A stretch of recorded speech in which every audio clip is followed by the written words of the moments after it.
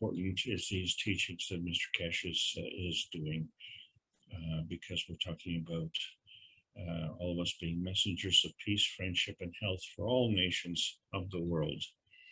And all nations means all nations. So I want to thank everybody from the North American community for being here. It's a beautiful Sunday afternoon, and I know, as always, you have nothing else to do. But all jokes aside, things are getting very serious. And so it seems that in North America, we're kind of sleepy. And thanks to the international community for attending to this meeting. It makes this an outstanding success. And maybe in the near future, and I'm hoping it's weeks, maybe months, but not years. I'm hoping soon, that we will all see our hopes and wishes for peace and prosperity come true. And we are part of this process. This is the Keshe Foundation Spaceship Institute teachings on plasma science. We're discussing basic outer space. The subject today is satellites. My name is Alexander. I'm from Canada. It is September the 25th, 2022.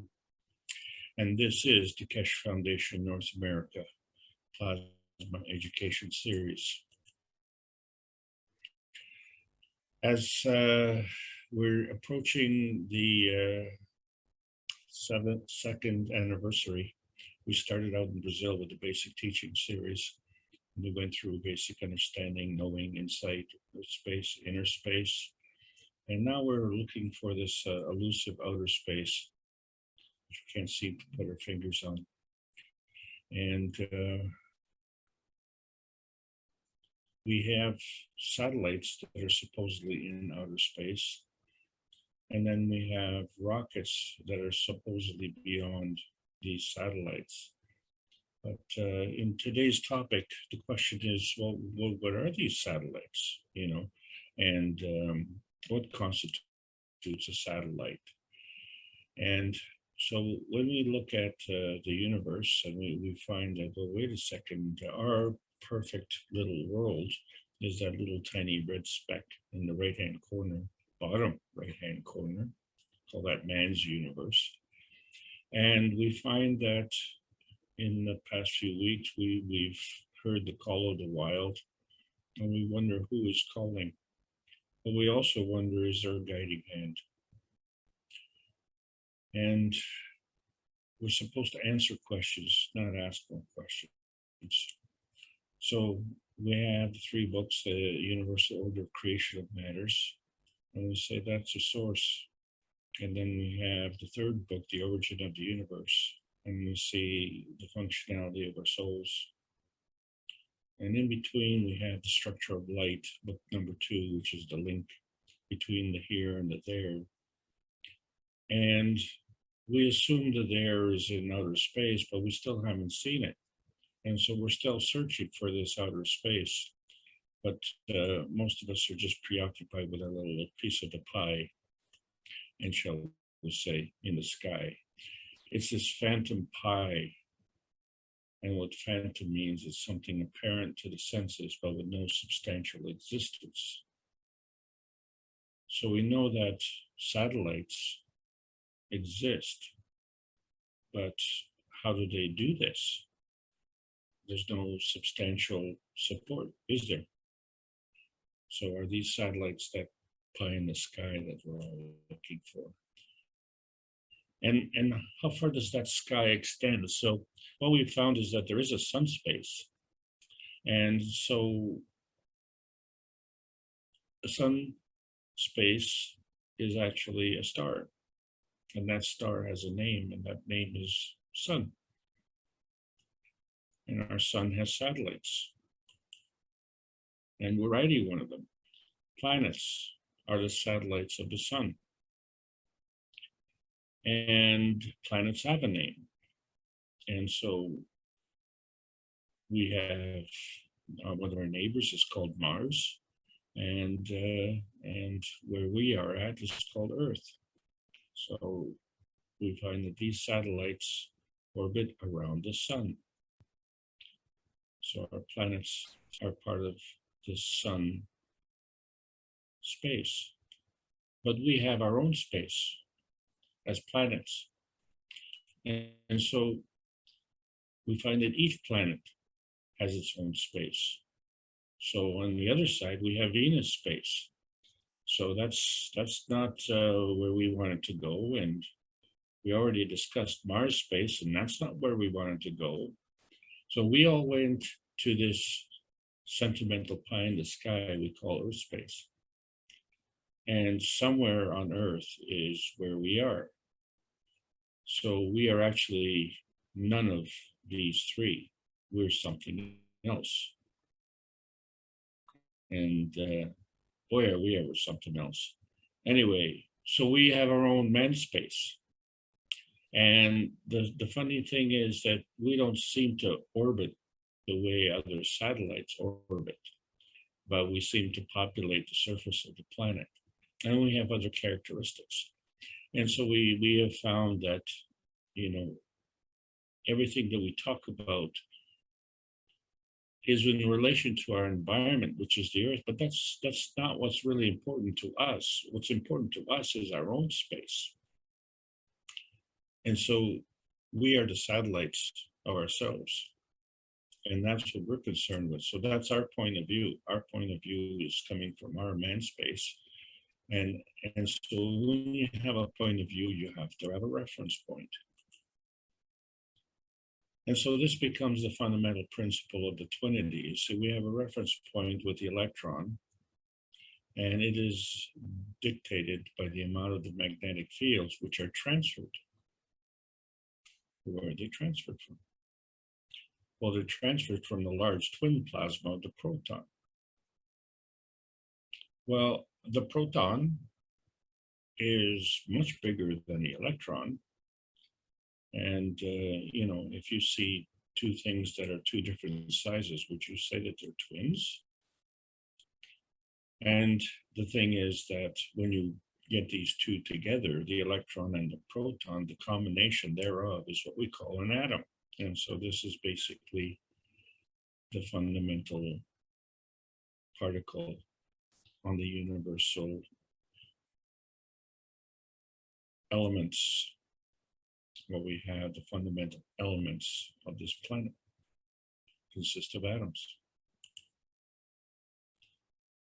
And so the electron then rotates around the proton. So the electron becomes the satellite to the core component of the proton. But the electron also has a core component. And so what is kind of difficult to figure out here is we see that there's a magnetical and gravitational relationship. So we'd say the electron is magnetical and the proton is gravitational.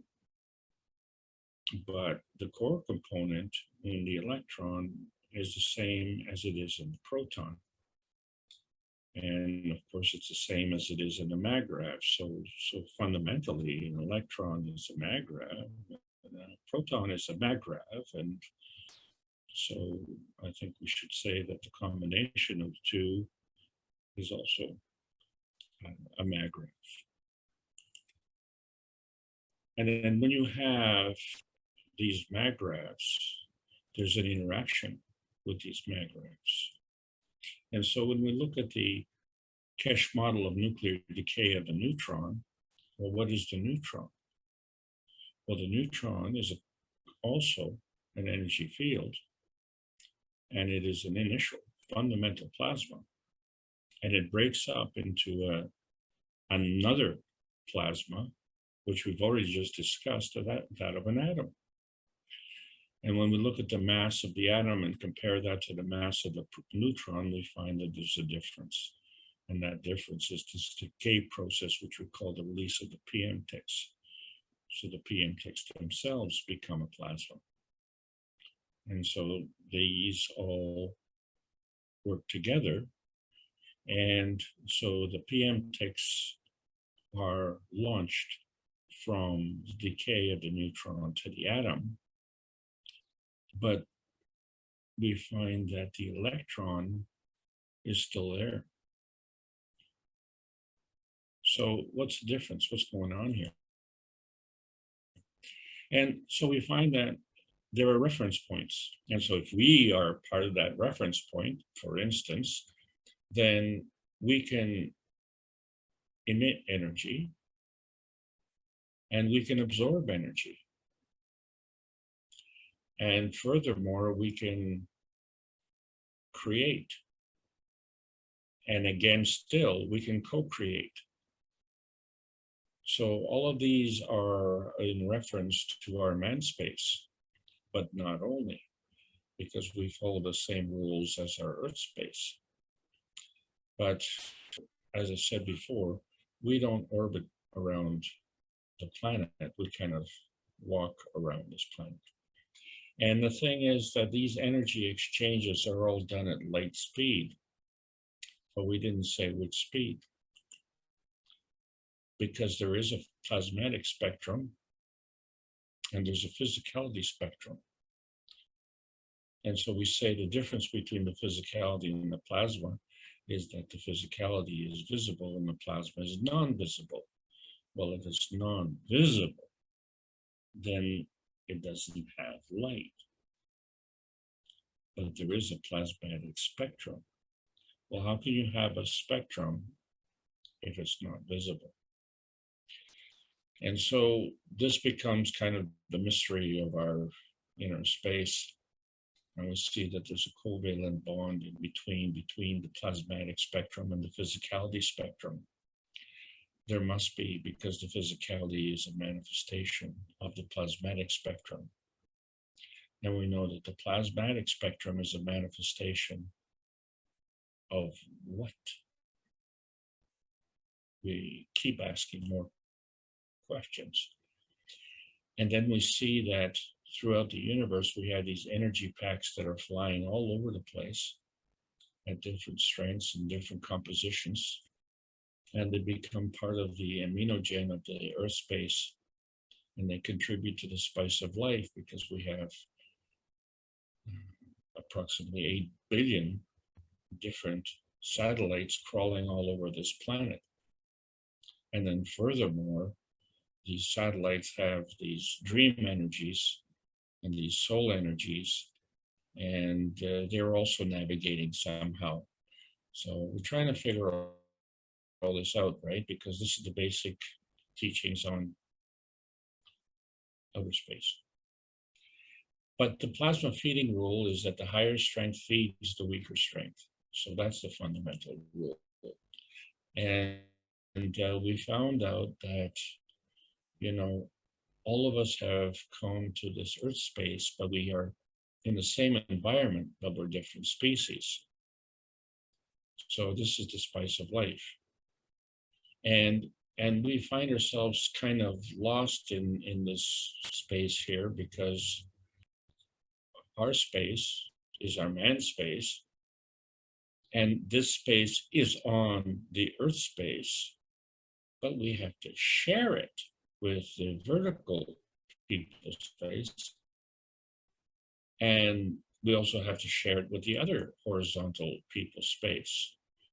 And so we find that all these spaces are kind of overlapping, because they're basically, well, they're all occupying the same space, you know. So, and then that's our Earth space. But as we said, you know, when you look at it from the point of view of the sun, and the sun looks out into its sun space, well, what does it see? And if we were to say that the outer part that it can see, for the sake of this discussion, would be Mars, right? Because that's our neighbor. When, you know, I don't want to worry about what's beyond the neighbor. I just want to look at my neighbor, because I want to figure out where I'm at. And I'm in Earth space. So I'm not in Mars space. Mars space is farther out, but Earth space is nearer. And then we are in our own man space on this earth space, which we share with these vertical and horizontal people in their space. But we forgot to add two other spaces, and one is the moon space, which, is a satellite of the earth, isn't it? Because that's what a satellite does. It rotates around a field. And so the moon space rotates around the earth space. And so the combination of the moon space, earth space is part of the sun space. But regardless of which space it is, every one of these spaces is a satellite. And wouldn't you know, we have created satellites on Earth. So these are man-made satellites, and they rotate around the Earth. But some of them crash and burn. And some of them don't rotate. Some of them just kind of keep on going. So, more questions. I'm sorry, more questions, right? So, but somehow they keep on going, but until they pass the moon, they are part of moon space. So the moon space is a satellite of the Earth. And if a rocket were to go between the Earth and the moon, would you say that it's part of Earth space, or would you say that it's part of moon space? We're guaranteed to say it's all part of sun space, but where exactly is this place? And so in the plasma science, all things to understand are based on the magnetical principles of attraction and repulsion. And so we identify these individually as calling them gravitational field forces or magnetical field forces. In practical terms, we can call it a feeding or a feedback operation. These are all part of how the universe is created. And the universe is existing from energy. And so we find that energy is always in motion. And so it's not the energy that we're concerned about the charge, it's the motion. The motion has the charge. So energy is a charge in motion. And all these things work in combination. So when we look at the cover of book number 1, we see the combination of 3 field forces of 3 different energy strengths, but they come together in one field force. And so that's a single field force. Where did it come from? Or, where's it going? And so to understand these things, we have to understand the sequence. And so when we try and figure out our position, we find that we're the last man standing. But we have choices. We have choices. We can turn this energy on and off. So that's part of the feeding process. We can actually increase or decrease this energy. So that's part of the strengthening process. But for the purpose of today, we want to figure out how can we enhance or diminish the process, because that affects the positioning, does it?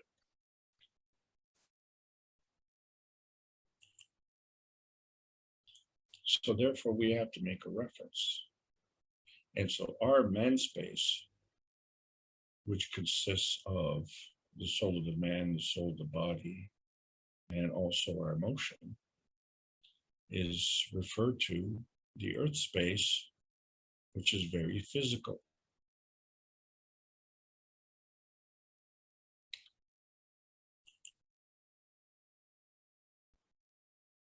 And we've mimicked this in the cups of life.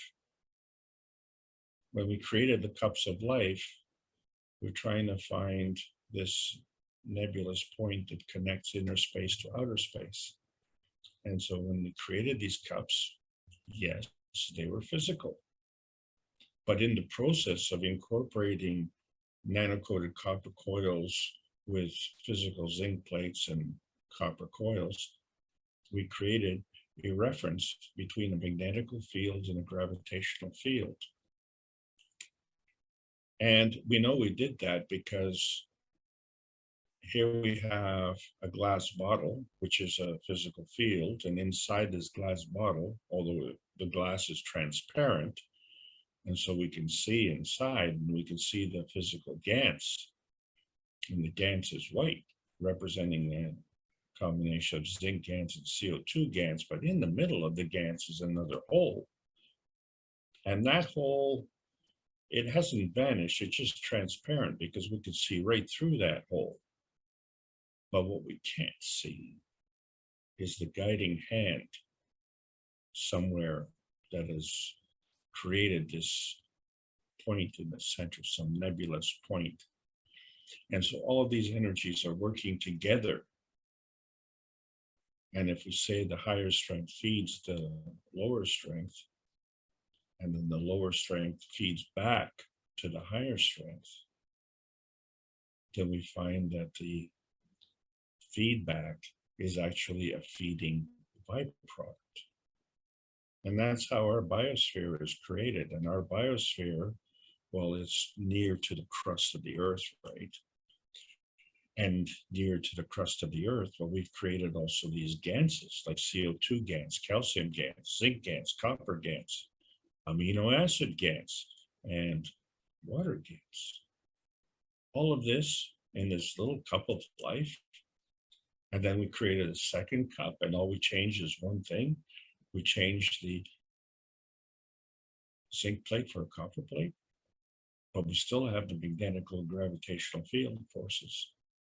And there's still an interaction, but we find there's a difference in these two cups.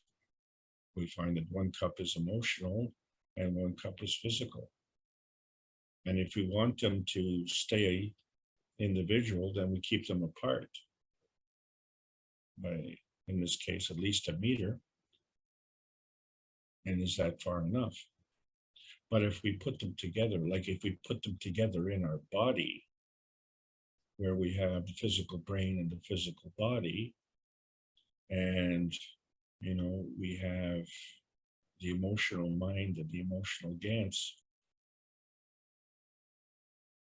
and the emotional heart, and put it all together. And so that's our man space. But then now we have a cup of inertia. And again, we changed the parameters, but this time there are 2 nanocoated copper coils in the nanocoated copper plate. And we still have the magnetical gravitational field. And what does the cup of inertia do? Well, it's interacting with the cup of the earth. And so all 3 nanocoated components now are changed to have nanocoated zinc coil, nanocoated iron coil, and nanocoated copper plate. Still have the magnetical gravitational fields. So when we put all the cups together, we find that each one has a magnetical gravitational field and each one has a soul. But the combination of the 5 has a magnetical gravitational field force and a soul. And then there's us, man space, right in the middle of this whole mess.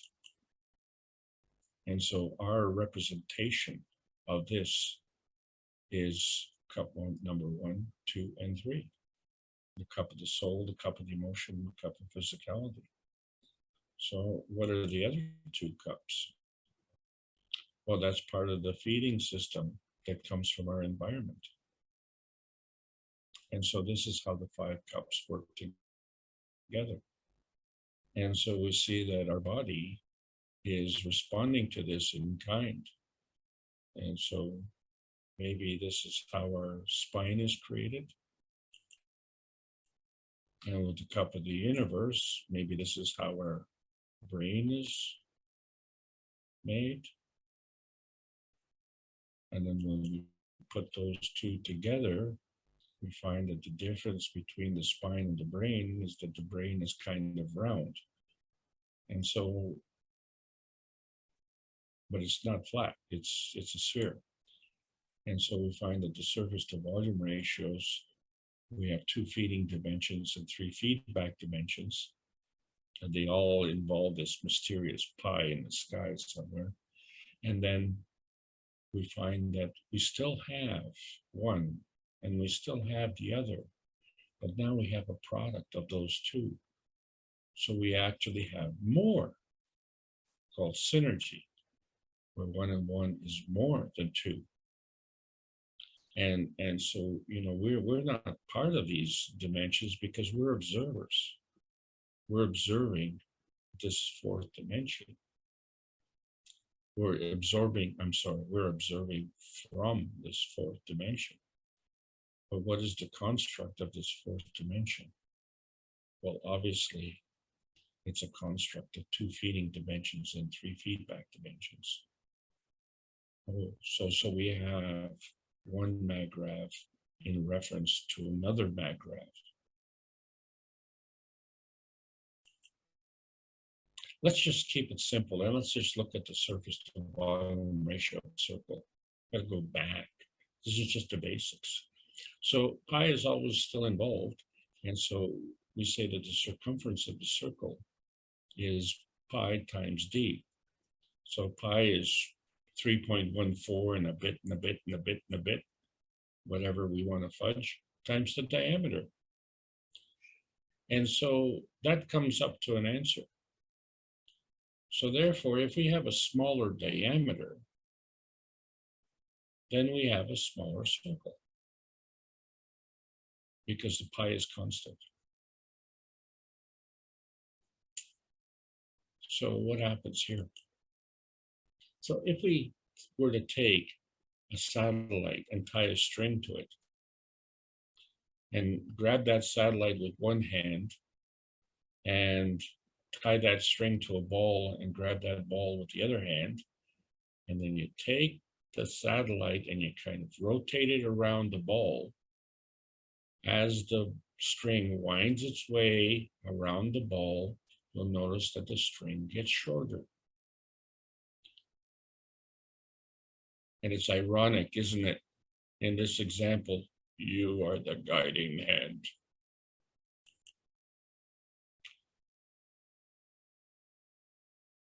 Well, what you're literally doing is you're binding the string together into a ball. And this is exactly what we do on this planet. We're binding energy. And the reason it's binding is because we are deceivers. And in the process of this deceiving, we diminish the energy. And then to compound this, we have to supplement the energy. And of course, we do that at the expense of others. Why do we do this when the universe provides?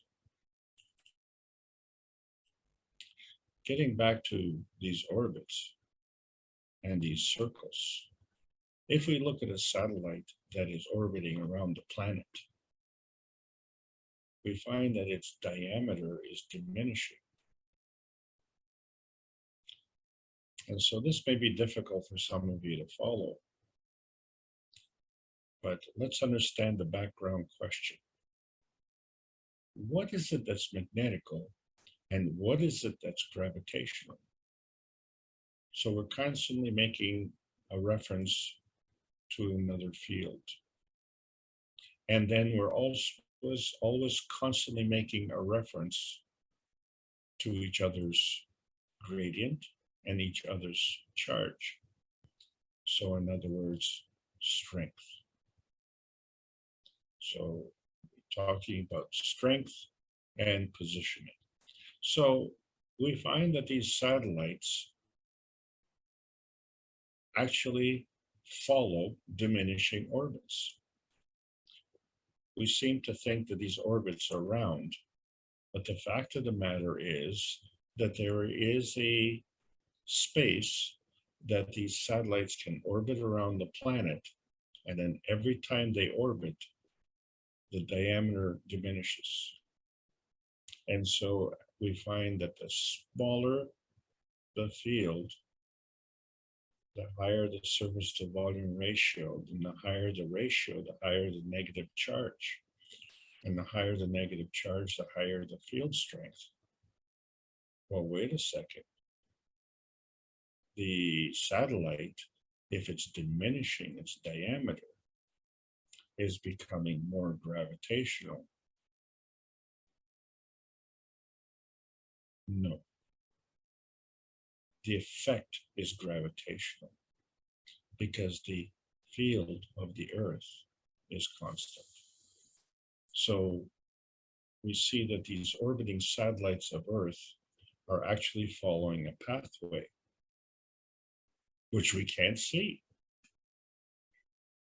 So how do these satellites stay in orbit? Well, they have to, at some point in time, turn on these retro rockets, which will push it into a higher orbit. Now, the thing about these satellites you have to understand is that they do not have a motor. They are running without a motor in terms of following this pathway. And so if they push themselves out to a higher orbit or a higher pathway, how do they stay on that pathway to continue the orbit without contributing to that energy in any way except to go from one pathway to another pathway?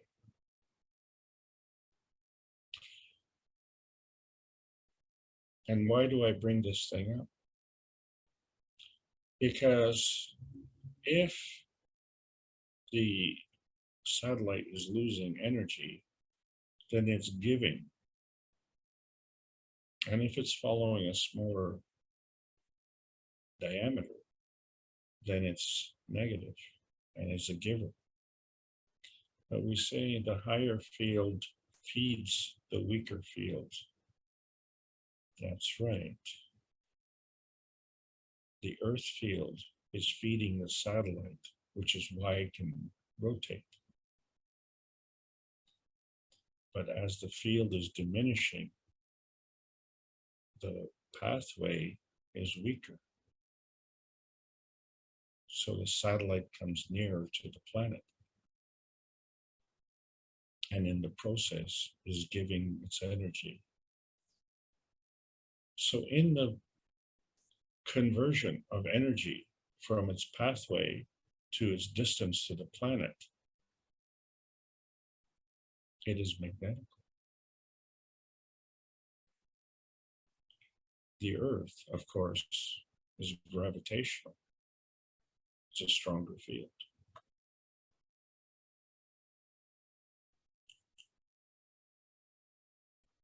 What's the proof of concept? The satellite is moving without a motor. Our souls move around this earth without a motor. As we get near to the earth, we have to have these motors running. So we all know that a NASA spaceship coming in from outer space then has to go through this orbiting area and get into this inner Earth space.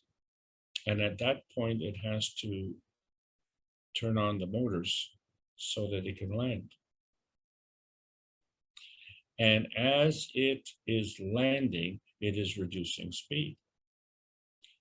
And so we find a difference. The warplanes are flying at around 50,000 feet. And they fly very fast. And the commercial airplanes fly at 35,000 feet. And they fly fast, but a lot slower. And then, of course, we have ships and cars. They travel slower than airplanes. And then, of course, we may want to use a donkey, but, you know, at the worst case, we can walk. And so we find that we're even slower. So the answer is, the nearer we get to the surface of the ground, the slower the speed of motion. So that accounts for the transmission energy. And so we can say that the transfer of energy from the transmission energy to the transition energy, the transition energy going from this range from the ground to the sky, is manifest in the motion speed.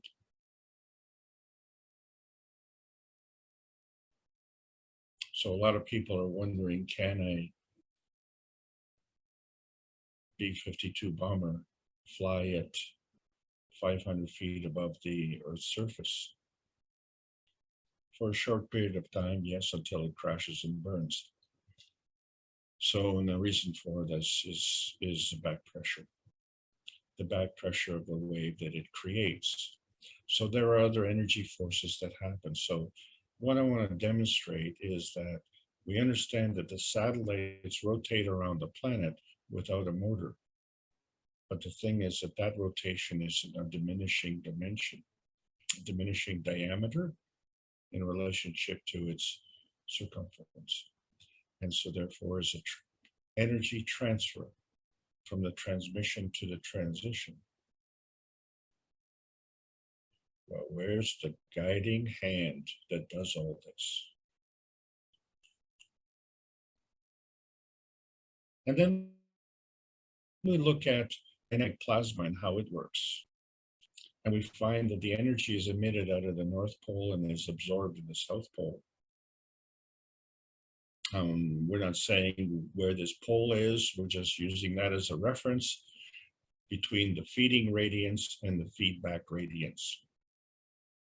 So when we look at this magnetic field or magnetical plasma field that goes around, or this aura, this plasmatic manifestation of our man space field, at which point somewhere in this man space field is our man space point. And so there's a plasmatic manifestation that goes around our physicality, but somewhere it comes back in. Well, this is not orbiting. This kind of goes around, but stops halfway and comes back in. So what we do notice is that there's an emission and there's an absorption. So there's an exit and there's an entry. And so in order for that to happen, we now see that there has to be a change in speed. But in order for it to be a change in speed, then there has to be an increase or decrease in energy. And this being a plasmatic dynamic field, then it's non-visible. So we're not talking about speed of motion. We're talking about field strength.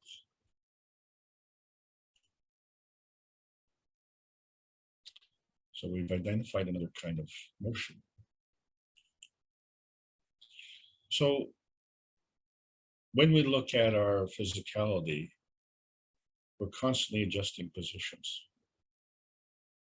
And so we find that we can get in a vehicle and we can drive somewhere, but that vehicle has to have a motor. And because of the limitations of the motor, we're doing this in our Earth space. Now, if you want to go outside of our Earth space, we can get on a rocket and we find that that rocket has to have a motor. We call it the booster rocket. And that booster rocket takes us straight out beyond the magnetosphere. And then we find that we can turn the rocket off. And this is how we launch the satellites. And we find the satellites don't have booster rockets. But to adjust their position, they have retro rockets. Okay, so we find that once we get to a certain point, we don't need the motor, and it just keeps on going. So this is energy in motion. And the satellites rotate around That's energy in motion. And we find that, well, birds can fly and fish can swim, and we humans, we have to walk. But these are all kinds of energy exchanges, and they're physical. But we see these rockets in between, whether it's in between Earth space and Moon space, or between Moon space and Mars space, or even between Earth space and Mars space. They don't have rockets. They just keep going. So we can clearly see that without a physical motor, we can adjust positions. So we understand that there's a plasmatic exchange of energy.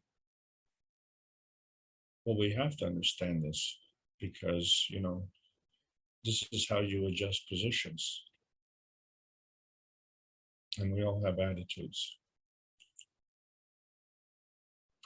So when we look at the Space Center and we find that there's a launch point and there's an entry point, and we find that there are different kinds of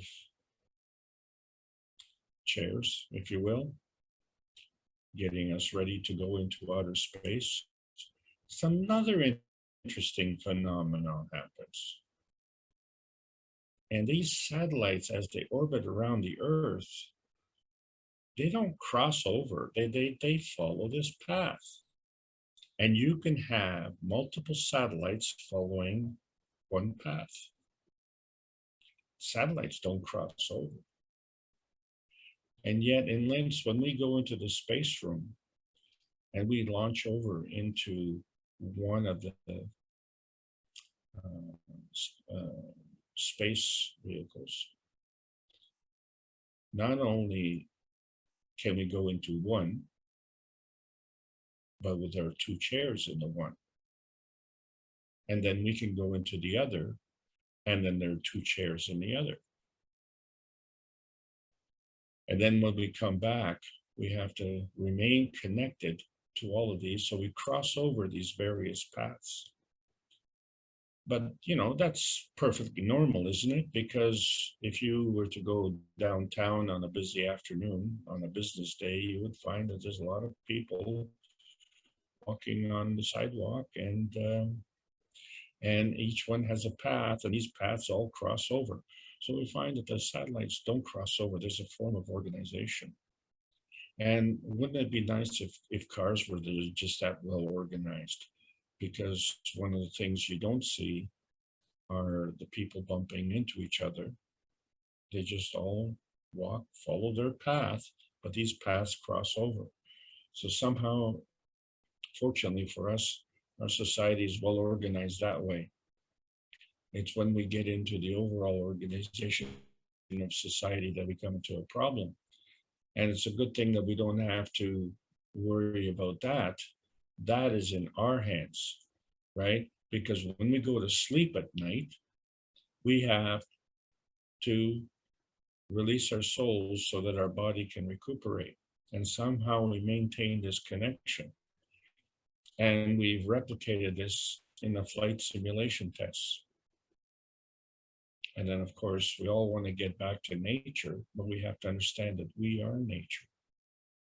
There's no getting back to nature. It's a matter of understanding nature.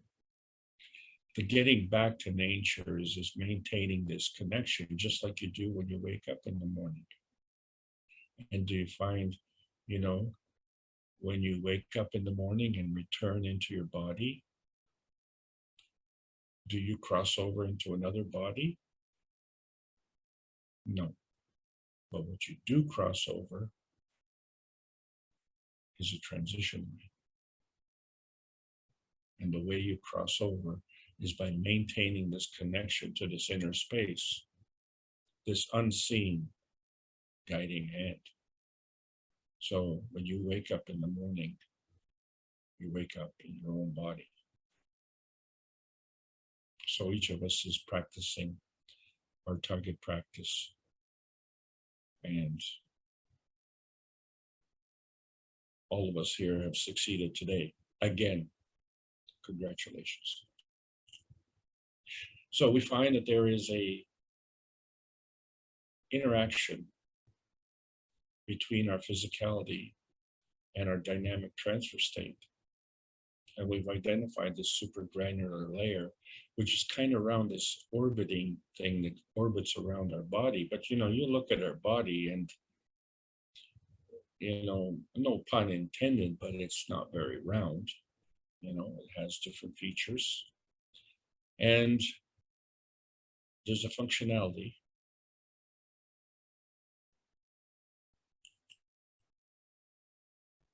And that functionality comes from our thought process.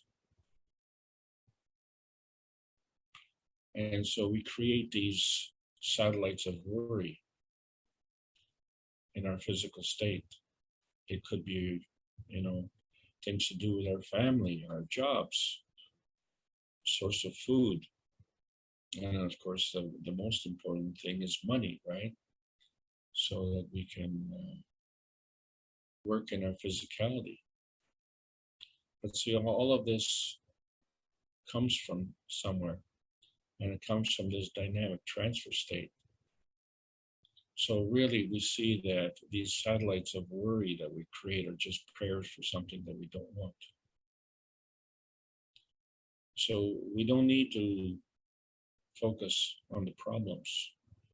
We need to focus on the solutions. And so we find that we have two souls. The soul of the man, that's the essential you. And the soul of the man interacts with this plasmagen state and the mattergen state. Then there's the soul of the body, that's the surrogate you. That is your servant. That interacts between the plasmagen state and the environment state. So our environment state, we only acknowledge the earth space.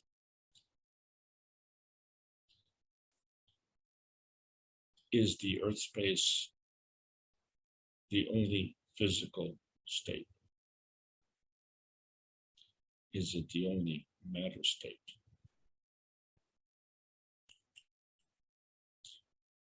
So when we look at the basics of plasma science, we find that the PM ticks that travel through the universe are this magnetical feeding.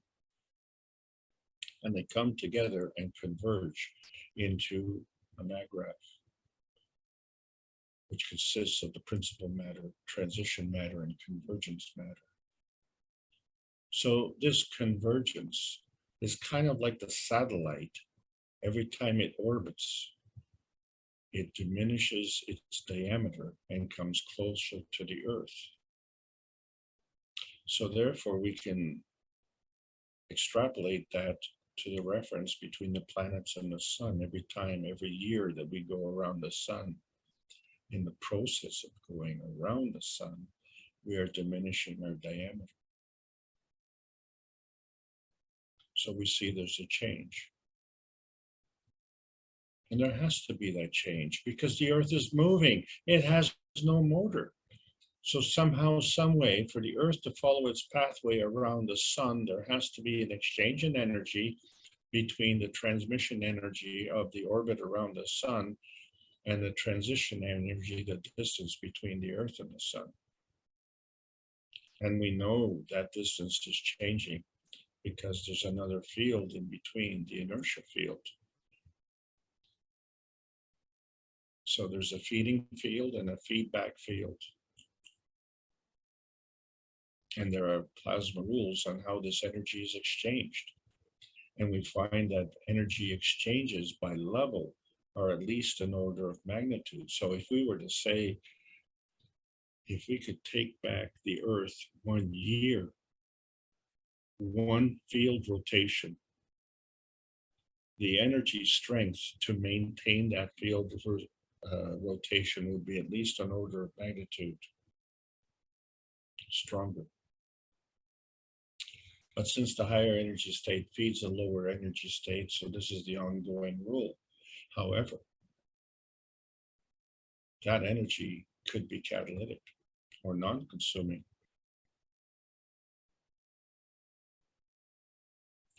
So there's a difference. And the other thing that we notice, the higher we go, the higher the transfer rate. And that transfer rate is done by many orders of magnitude. And so we see that to go from here to the sky, we require faster and faster vehicles. But when we get to a certain point, we can turn the motor off. But we can also go beyond that. And we can also turn the motor off, but we don't orbit around anything. We're just like lost in space. And who knows where we're going. So we have crossed this barrier, this plasma barrier of fields. And it is on this barrier perimeter that we can orbit as satellites. But not only, we can absorb into the fields. And so then the question is, will we do this gracefully or will we crash and burn? But there's another criteria, and that has to do with the ethos of the universe. And that's one of the problems that we're having. So everything that we talk about is a kind of a manifestation. So it's this plasma feeding which leads to this manifestation. But now we see that we can have a visible or non-visible manifestation and a non-tangible or tangible manifestation. So it's more than just the plasmatic reality versus the physical reality. We haven't taken the emotion of presence enough into this context. Where does this emotion of presence, which is a form artifact of energy and motion, come into contact with all of these satellites? What keeps that satellite up there? And who wants to do that? And what puts the satellite into a smaller rotation? What wants to do that? And we as people, we don't rotate at all. We walk around and have these paths that we follow, and we cross over with all these paths. And there's an energy in motion there, isn't it? And so we see that in our physicality. But that doesn't account for the energy in motion, because that's creating a manifestation point, and then it's exchanging that with the physical manifestation point. So we understand that there's a physical plasma and there's a plasmatic plasma, and there's a relationship in terms of field strength. And so we all have these common denominators, but some of us have a dominant matter state different from others. So are you in a dominant physical matter state, or are you in a dominant plasmatic matter state? And I guess that all means the question then becomes, are you flying, are you rotating, or are you crashing? So all of this now is a discussion on motion. And so we find that this ray creation is actually ray motion. And we find that in a plasmatic condition, we can have natural creation, but it's a two-way street. We can also have natural decay. But if we go down a level, we can go down to another plasmatic level. So just like a satellite can go down one level and still maintain its its orbit without a motor. But once it comes into a point too close to the ground, in other words, where it's lost, it's decayed in terms of its energy, then it starts to do different things. And we still see the same thing. There's a natural creation and a natural decay. But now it's going to have to turn on that motor to achieve the same thing. And then when we look at our physicality, we see that we have the cup of emotion and the cup of physicality and the cup of the soul. And these are all working together and we don't have a motor. And then we find that there's this space in between. And we say, well, this space in between is somewhere, but it's not a satellite. If it's not a satellite, then it has to be a pathway, because we see rockets going. We see planets moving. We see asteroids moving. Its energy and motion manifest to our visibility. What is the defining factor to keep it on that pathway? And then what happens when it reaches its destination? What happens when a rocket leaves the Earth? It can shut off its motor. But you know what? When it gets to the moon and comes within the moon space, it has to turn on a motor so that it doesn't crash and burn on the ground on the surface of the moon. So we can turn off the motor in the in-between space. So when we look at these cup relations, we find that our cups, the cup of the soul, the cup of the emotion, the cup of the physicality, that's all part of the man space. And so there's a relationship to the earth space. And the relationship between those two field forces is what we call the field force of inertia.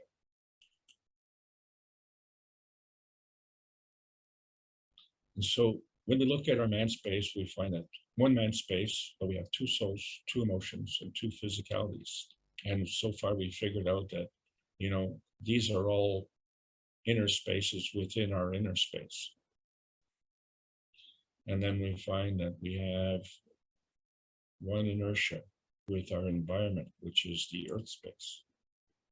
And as such, we have this one physicality. So there's a phantom field force out there that is connecting all these things together. And so we find that we are satellites of the earth space, but we don't have to rotate because we're within the nearness and proximity of the surface of the earth within the biosphere of the earth space. So the inertia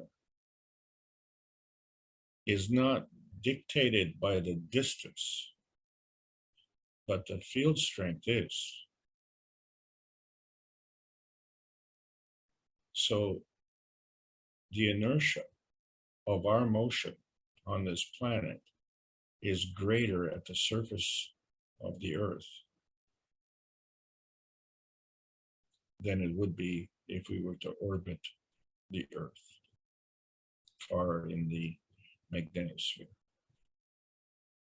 So these are points to note and to review in a comparative relationship, because that's what it is. These are relationships. So we know that there are differences in satellite motion. And so these differences in satellite motion reflect plasma energy in motion.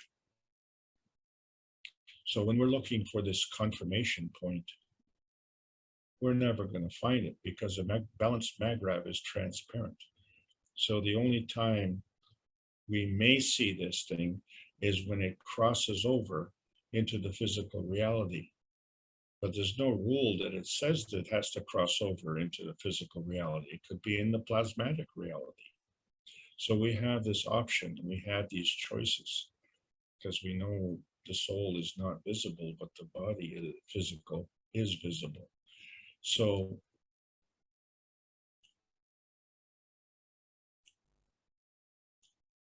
when we're looking at how we transmit around this planet, the transmission follows an orbital path.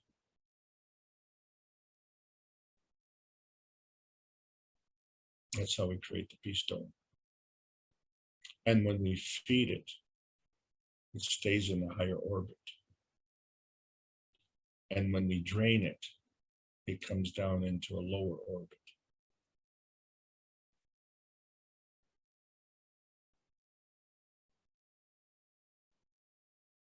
Where's the energy?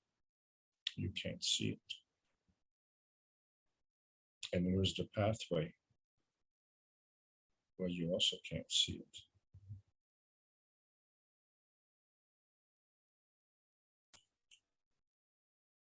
So we see that there's a sequencing that has to go on between the souls.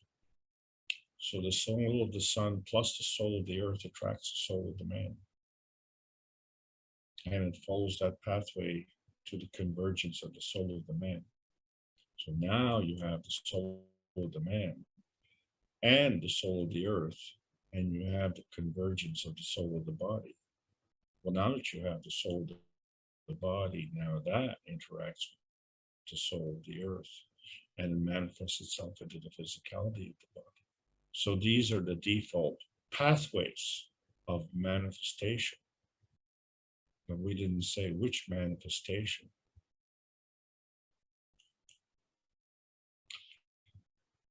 So what we need to take into account is the environmental reference. And so the environmental reference is finding what's our man space, which is on earth space. And then we find that inside we have our Gans space, which is part of our emotion. And so we have this feedback that is feeding back to our feeding source.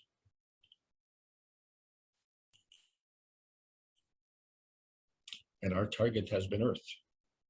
And so we find that Earth has different ranges, and the Earth space actually transits the various ranges beyond the satellite orbiting range right up to the moon, because the moon is a satellite of the Earth. So the moon space literally becomes our magnetical boundary, and the core of the Earth becomes our gravitational boundary.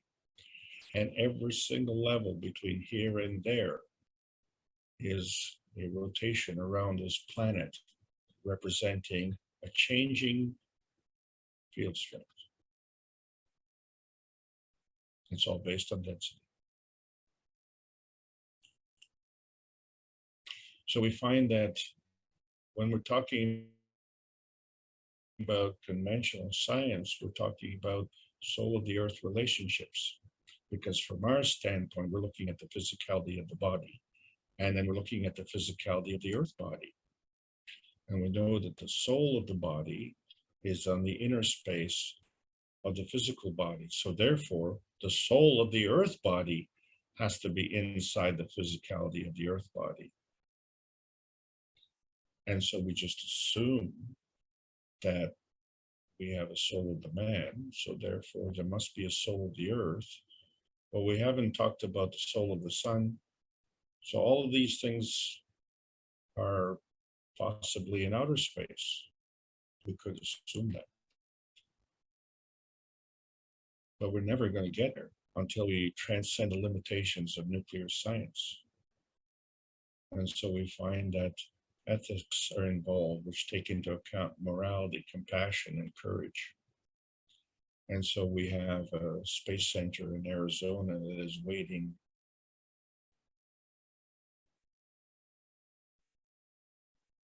for the souls to take charge, because that's what the universe does. It contributes to the creation.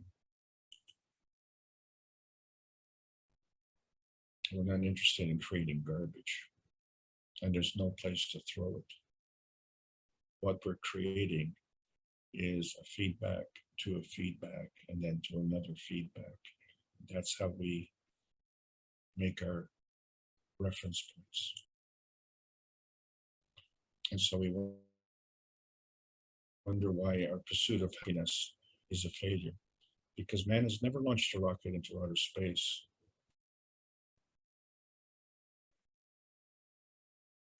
So do Earth space rules apply to inner space or outer space? So when we define plasma, we have to understand that there are different kinds of energy states. And our goal is to understand our Earth space, find our inner space, and we're still searching for outer space. I don't know where it is, but I know it's important. And if important is not important, then don't worry about it. Nothing is important. Because that is the motivation of our bodies. The motivation of our bodies is the emotion energy manifestation of these feedback principles.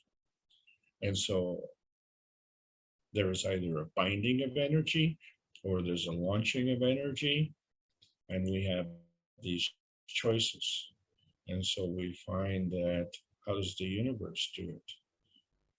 Because just like the rocket has the motor shut off in between here and there, just like the satellites have the rockets shut off as they orbit, the PM6 of satellites, they don't have a motor either. And so this is how the universe provides.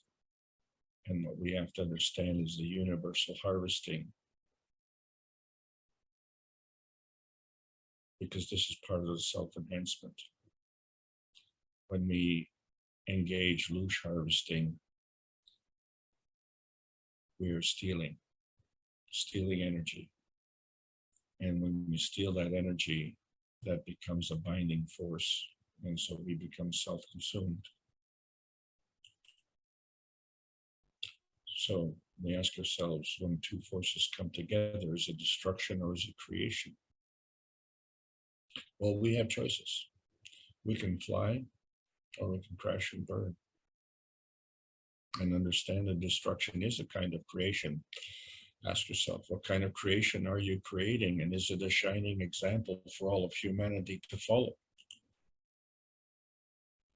So we've offered the vision feedback enhancement systems for the US military, who is having difficulty with her inner space emotion. This is facilitating PTSD recovery. Soul enhancement, spirit enhancement, defining the pathways on how we manifest and choose to manifest.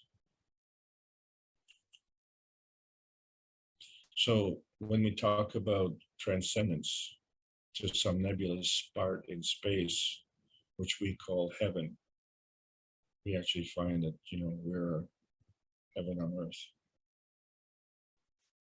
And the funny thing is, we accept, no problem. Satellites can communicate with us. And yeah, we see them move, and we don't see a motor. So we don't see how they move, and we don't see how they communicate. So we don't see that guiding hand. Is this guiding hand in outer space?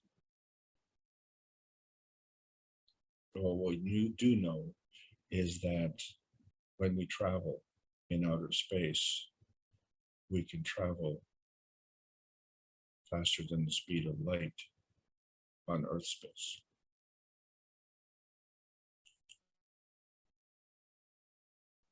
And so we find also that we have overlapping fields on this Earth space. And so one of these fields is the peace dome, but it's part of the inner space dome. And we can contribute to that because just like satellites, we can communicate.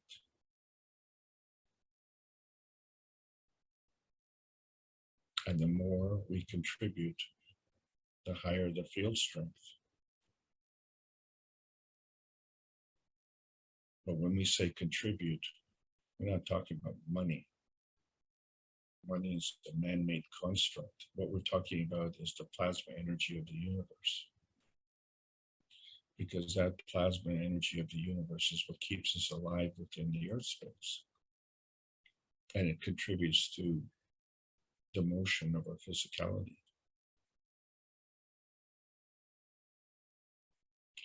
So all we have to do is look at everything around us and witness what's going on, and then we'll understand what's going on. Because we have to address the reason why we are here. We are here for a purpose. And problems with purpose, of course, is that it invokes responsibility, and we don't want responsibility. Well, you know what? We have no proof of outer space, because everything that we see here, whether it's sun space, planet space, moon space, or just that in-between space, we don't see outer space there, but there is some kind of in-between space connection between all of these spaces. And so, you know, when we talk about advanced technology, and, you know, we look at these UFOs and try and figure out how they operate without motors, and do they have motors, and then there are other satellites. Well, see, all of this is obsolete. We just have this, you know, desire to have our wheels on the ground. So we are just composite four-wheelers. But see, the key point in all this discussion is that advanced technology is advanced. And we have not seen this advanced technology in our society, except we have proof of concept. And that has to do with our preference and sentimentality. We were not born on Mars. We were born to Earth. And we were born without a rocket. And we were born as babies. And we were born using the universal community system. Is the universal community in outer space. Because we were born into inner space. And so this arrival to Earth space is that only half the trip. You know, did we have a round trip ticket? Are we only halfway here? So if we were to leave Earth space, is that the second half of the trip? And maybe we won't be coming back? Or is that just another side trip from our original round trip? The thing is that we are inherently peaceful. And so this planet is not inherently peaceful, because this planet has inherited us.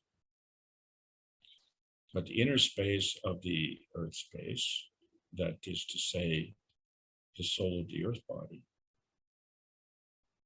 is inherently peaceful. So there's a conflict. And so it's in our hands.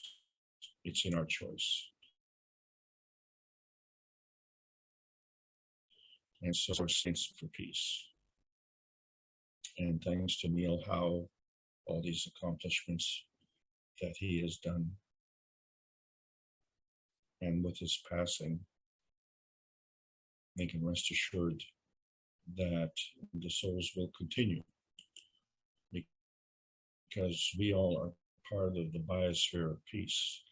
We are all satellites, and we have connections.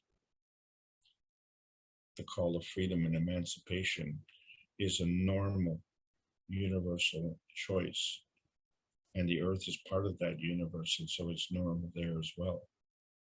So we have an existential crisis, because we have to harvest the plasma energy of the plasma universe.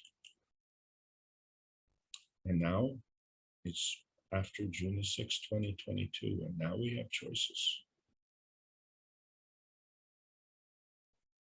And Does it mean we go from Earth space to outer space? No, we can pick and choose. But we're never going to get into outer space if this is the KAKT Foundation Spaceship Institute Teachings of Plasma Science. We're calling all the Earth space patrons. This world needs a world peace treaty, and it needs you to sign it.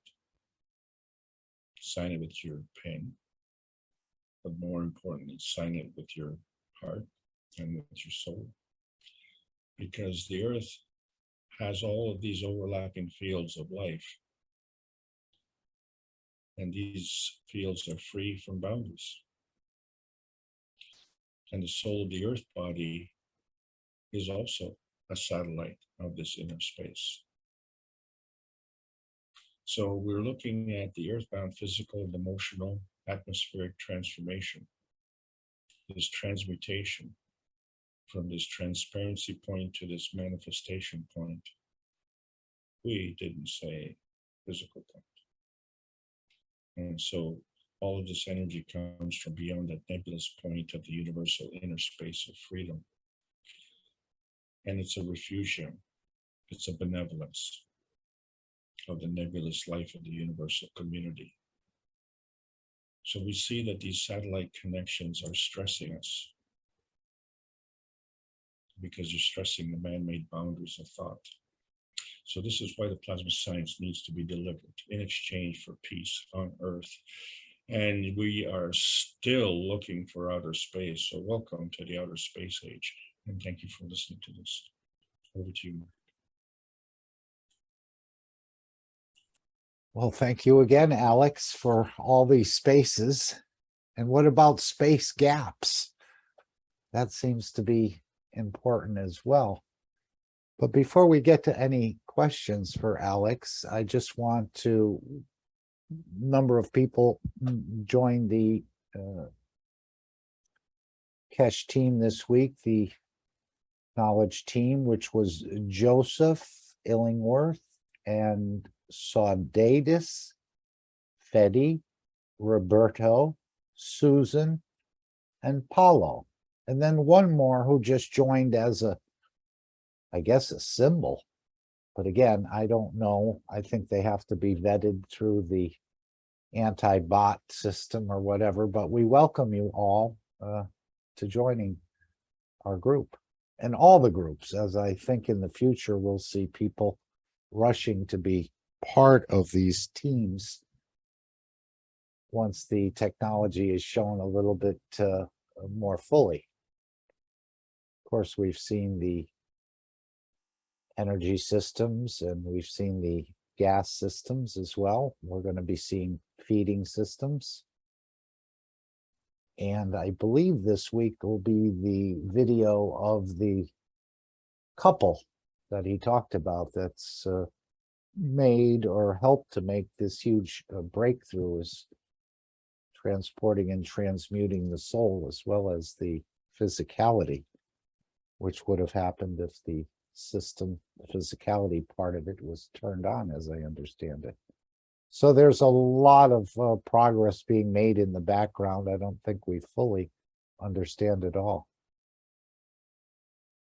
But thank you again, Alex, for a beautiful teaching. I don't see anyone here for the first time. If you are, please open your mic and tell us who you are, where you're from. But I think everyone here has been here before, so to speak.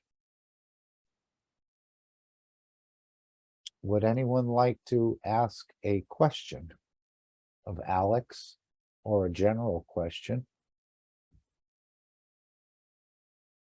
So these satellites, Alex, are always losing their altitude, even if it's a small amount, as they rotate around the planet. And that's why they have these rockets, or to sort of adjust them back into their orbit. Were you trying to convey part of that? Well, it's like a friend of mine told me, he's perfectly healthy. He just has a little bit of diabetes. Okay. The size of the rocket doesn't matter. The orbit matters. So if you look at the periodic table of elements per se, you'll find that we have these different orbitals. So now we have different understanding of how these orbitals work. So they can go orbit by orbit, or they can jump from level to level, and there's no predetermined requirement. But so what is it that affects it? So it's another energy force, and I think Randy beautifully described it in the chat. I just had a chance to read that, and what's very impressive is the contribution that so many of you can make and are making, where you are able to contribute in a higher field strength just because you're gathering more knowledge. So the thing that we are having trouble when we understand creation and how we apply that to growth. So we have to, look at the proof of concept. We were born, and we were born as babies. But, if you don't understand the plasma science, then you cannot explain how babies became adults. And funny enough, we can't explain how babies became adults. Isn't that interesting? So if you don't recognize these other forces, then you can't explain that. So we have to either explain it properly or not recognize the fact that we're adults. So you can't dispute that. We are adults, so what causes us to grow? So now here's the key point. Some force caused us to grow. And then we grew to a certain point, and then the growing stopped. The method of growing was converted to a method of healing. So in other words, the growth represented a faster healing than illness.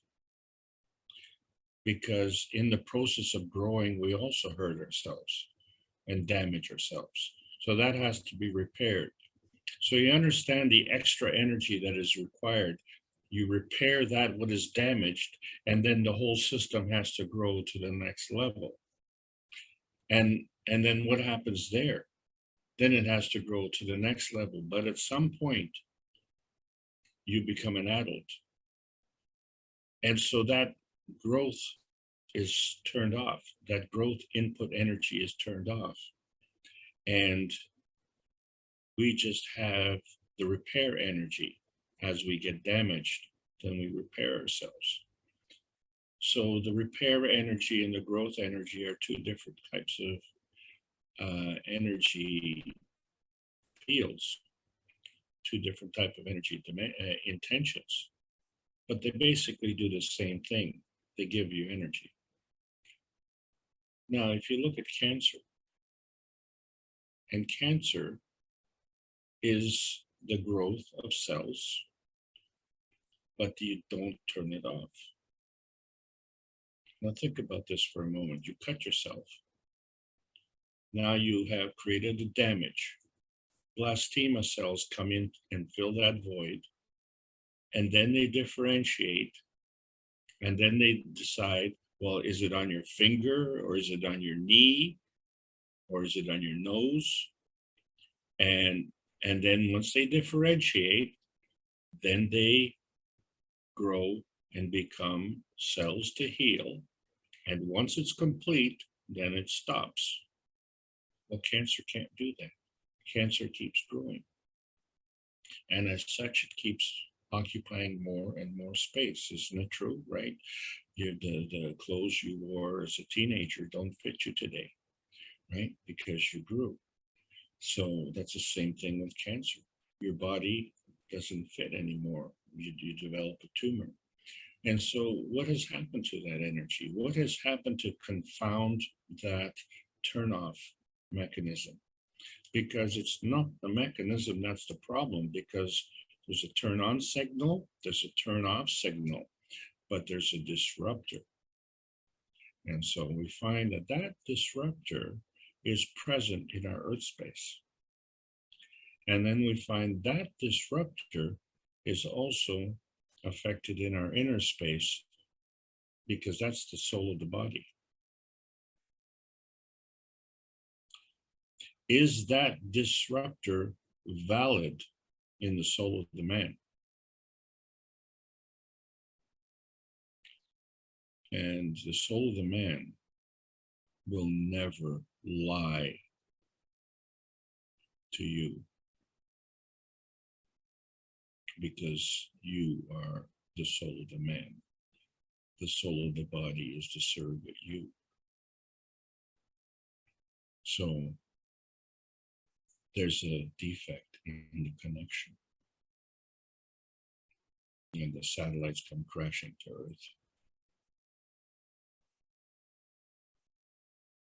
Back to you, Mark. So you mentioned we have nearing 8 billion satellites on this planet, but we're not focused. Is it similar to a laser? Or if you had 8 billion lasers, but they're weak and they're not focused, they can't really do much. But once we get these satellites, these lasers focused, then we can sort of direct our energies better. Is this part of the satellite plan? I'm not Okay, sure. I don't want to get into the politics or No. other stuff. So I will use another example. And you may have seen a soccer game, and where a player will have to take a penalty shot. And so there are all sorts of distractions. There's verbal abuse. The goalie is jumping around. The goalie has to stand on the line at the time that the ball is kicked. But up until then, there's all sorts of distractions that are going on. So the man who's taking the kick, or the player who's taking the penalty shot, is focused. And then you find that there are these fans in the stands who have these lasers, and they try and shine them into the eyes of the guy who's taking the kick. And so not only is that, distracting, but it's dangerous. The eye is not designed to take the focal point of the laser beam. And so there's the advanced technology of the laser, and there's the wonderful application. I can imagine the guy who invented the laser said, oh, this would be a great way to distract the guys taking the penalty kicks in a soccer game. So this is a misuse and abuse of the technology. So we can get away with this in our physicality, but you can't get away with this in the universal community, because the universal community will simply leave you alone. And this is why the universe can be a very lonely place. So if you have those kinds of ill intentions, they are operating beyond the soul of the body. They're operating on a different field strength. So why I brought that up is because you mentioned focus, and you mentioned a laser, and all of these things are part of the physicality. But focus is a characteristic. And so the important point that you brought up is that a characteristic is not exclusive to a field strength. So in other words, a plasma field can have a focus. And that focal point is a magnetical field feeding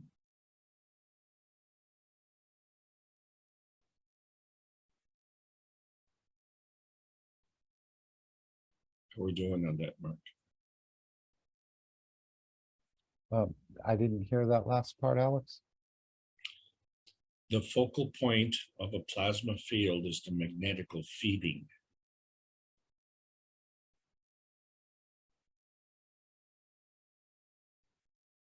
Okay.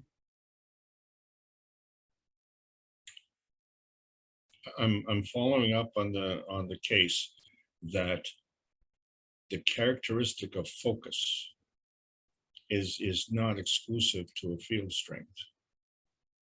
So a laser beam is a focusing of light, and light is in the physicality. So you can focus light in the physicality. Well, you can focus energy in higher energy states as well.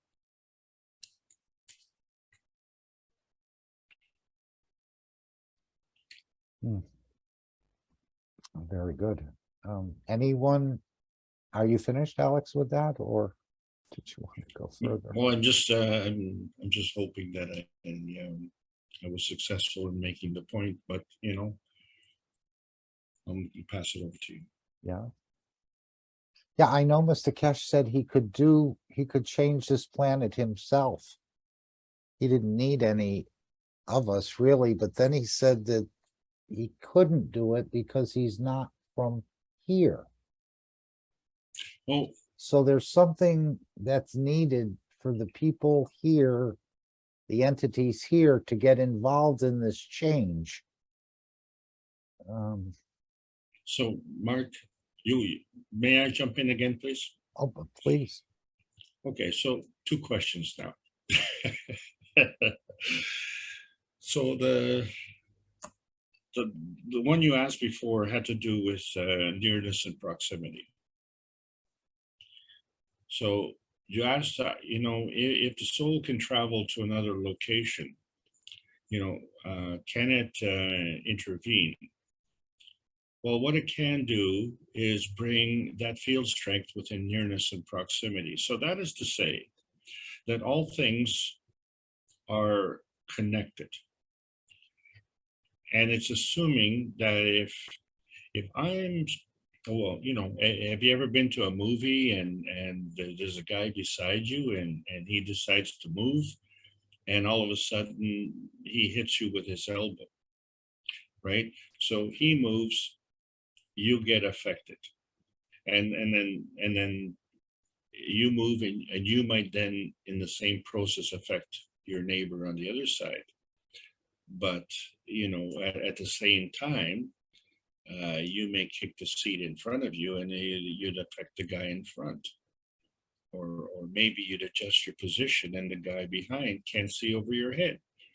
So it's all, you could see how the things are connected. That's the point. But would you affect the guy 10 rows down from you? So that field change strength would be absorbed by all the fields in between, right? The other rows in between your row and 10 rows away, they would all be absorbed to the point where maybe the guy in front will move because you move, but the guy in front of him may not, except in the case of a domino effect, right? In which case you flip the guy in front, so he flips in front of the guy, and then that guy flips in front of the other guy, and that guy flips in front of the other guy. So you have all these capabilities, okay?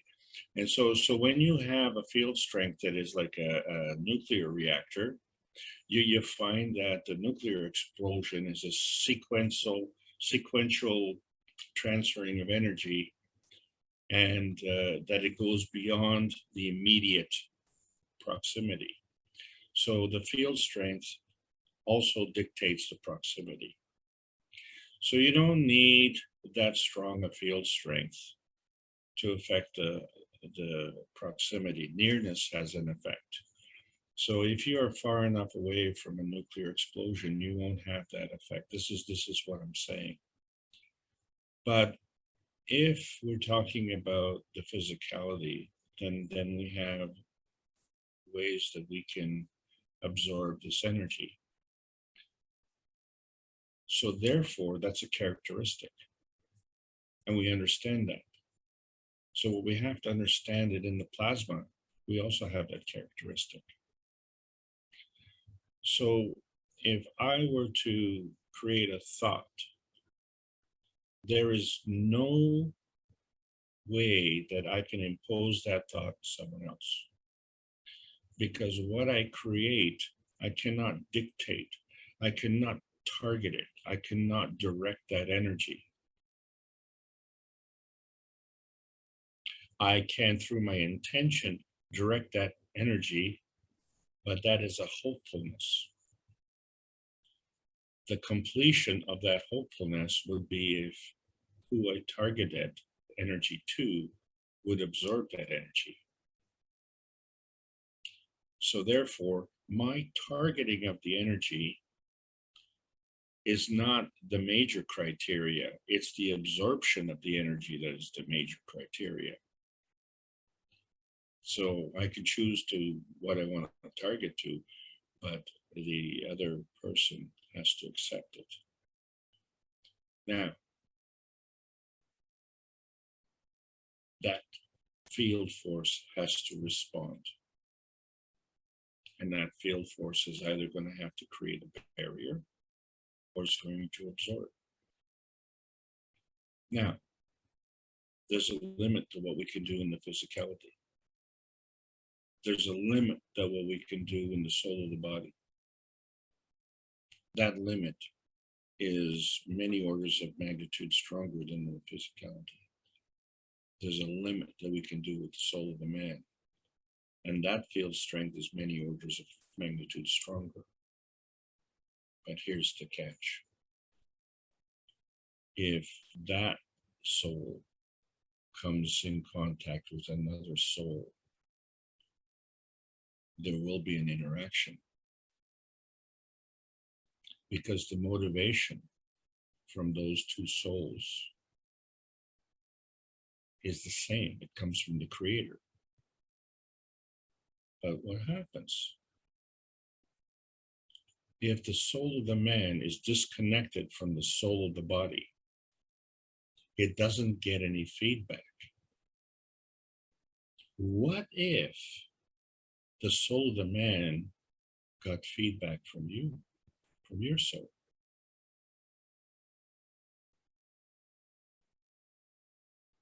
If you just think about that for a second, I think you'll understand that the rules that affect the physical exchange of energy apply to the same way in plasma exchange of energy. We just happen to be confusing science and manifestation, and we confuse manifestation with materialization. Materialization and physicality is the same thing. Dematerialization and plasma is the same thing. In all cases, the energy moves the same way. So when you look at the energy of the sun broadcasts everywhere. But if you look at the core, that is indeed very bright. And then you could say, well, that energy is very focused. No, you're focused on that energy point. The energy from that core point diverges because the sun gives. It's benevolent. It doesn't choose who it gives to. It'll give to the bird, it'll give to the fish, it'll give to the man, all the same way, and the vertical people and everything else. So the sun in its giving doesn't choose what it gives to. It's just within the field strength and the nearness and proximity of the sun space, it gives to all the planets equally in the universe, in the sun space universe. But the sun space is part of the solar system, which is part of the universe and Milky Way and all the other good things that are out there. So that is to say that they all work on the same way. So if you understand how the energy is transferred in the physical science, and I mean understand how the energy is transferred, then what you have to decide, because we know that the plasma energy is a substructure for the physical energy. So if you're looking at modifying physicality, are you applying a physical energy or are you applying a plasmatic energy? So this becomes the first question. And then the second question, once we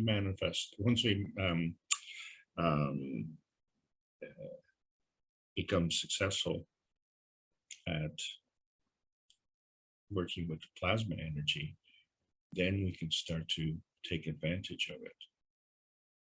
And so this becomes a very, very important difference. And I didn't think I'd get to go down this rabbit hole today, but here's what I'm going to say.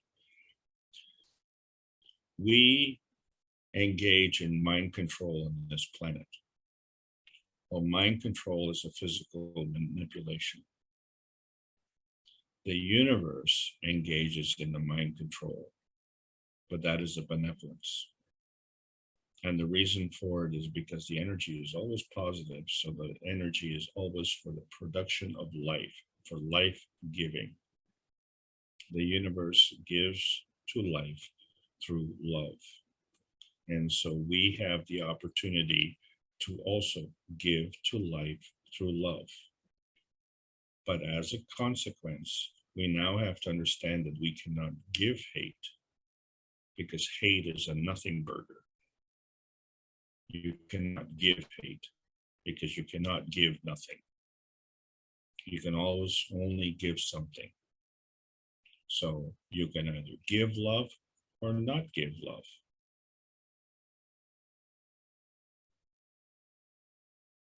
Just as you can receive love or not receive love. And that becomes your choice. It all has to do with susceptibility and nearness and proximity and how you exchange energy.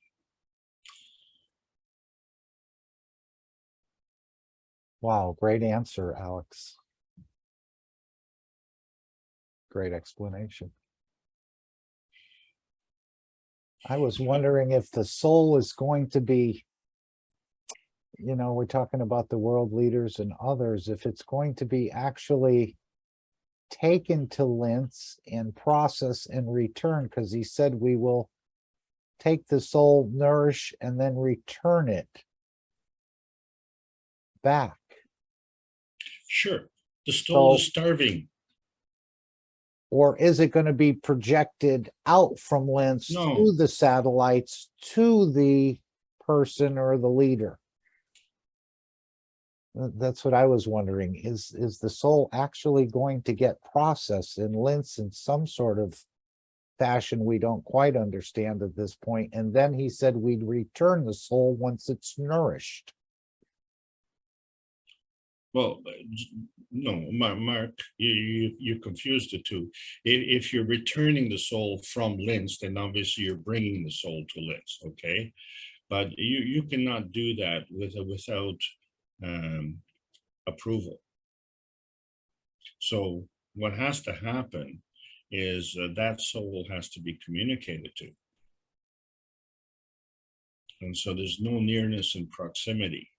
If you can overcome the proximity and get that nearness where your field strength starts feeding that field strength, then the acquiescence can take over.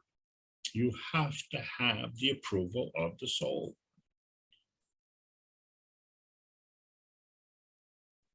Right, because once he said we're not forcing any soul to do something, but then he said we create systems that forces the soul to do it.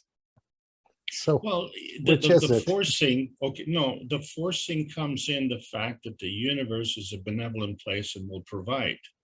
So the reason man has turned into a killing machine is because we are disconnected from our soul. So if we reconnect then the soul will assume its responsibility and do what it has to do. And this becomes the individual's day of judgment. So these little practice sessions we've been going through, or uniting our souls together, is part, I would think, of this bigger satellite plan. It's just sort of getting us into the framework in a way of practicing Yeah, this of elevation, I course. would think, yeah. And Well, then some, if you're in a family of thieves, the tendency to be a thief is very strong. And if you're in a family of musicians, to play a musical instrument would be very strong. So your environment has a factor, okay? But if you change your environment, for instance, so let's say you're someone who is peaceful, and you end up going into an environment that's very violent, you are going to make a decision to stay or to leave.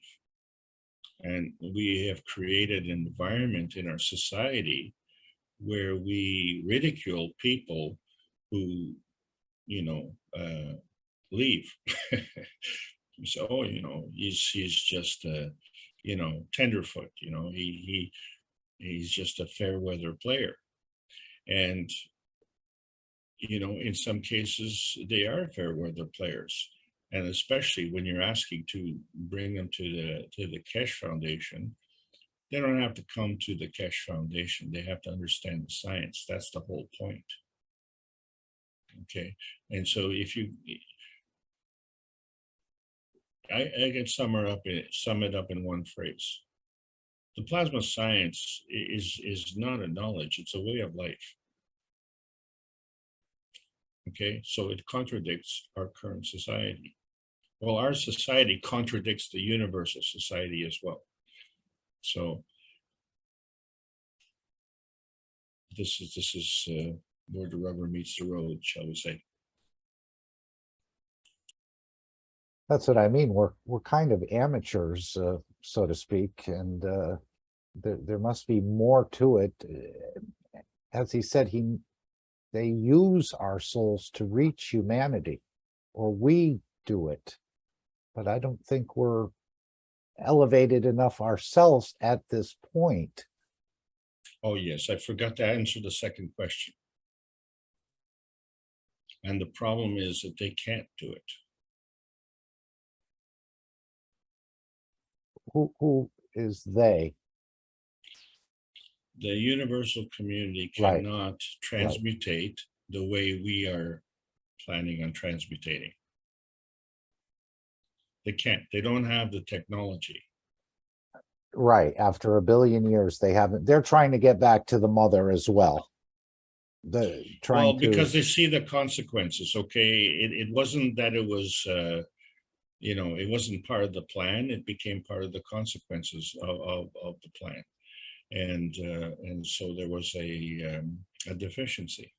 That deficiency has been corrected. Okay, so now both the universal community and the earthbound community have to work out a plan. So the thing is that we were born, so we know that we can manifest on this planet, but we can manifest as a baby. We cannot manifest as an adult, and neither can they, unless they change their physical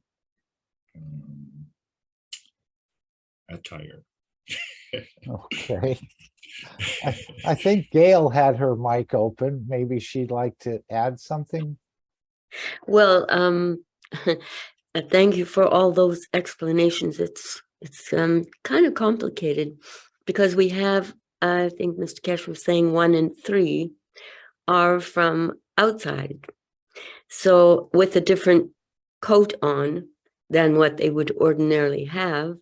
So does it mean that only 2/3 are going to be able to go through the system and elevate and all of that?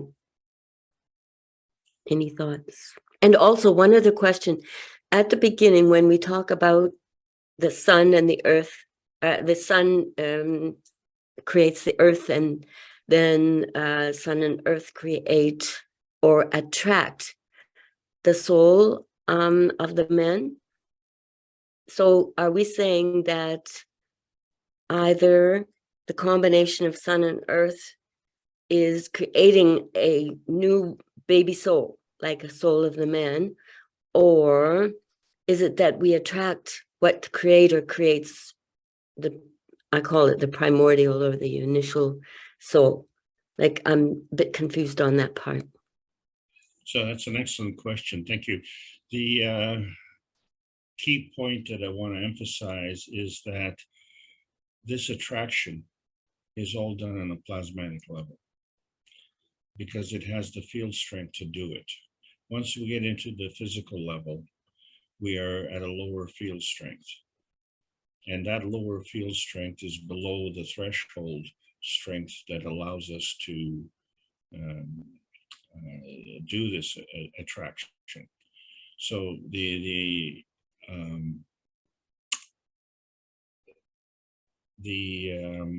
coming together and the attracting forces has to do with the will of the soul and the will of the creator, but also, as I say, there was a deficiency, and so that became obvious in the plasmatic level.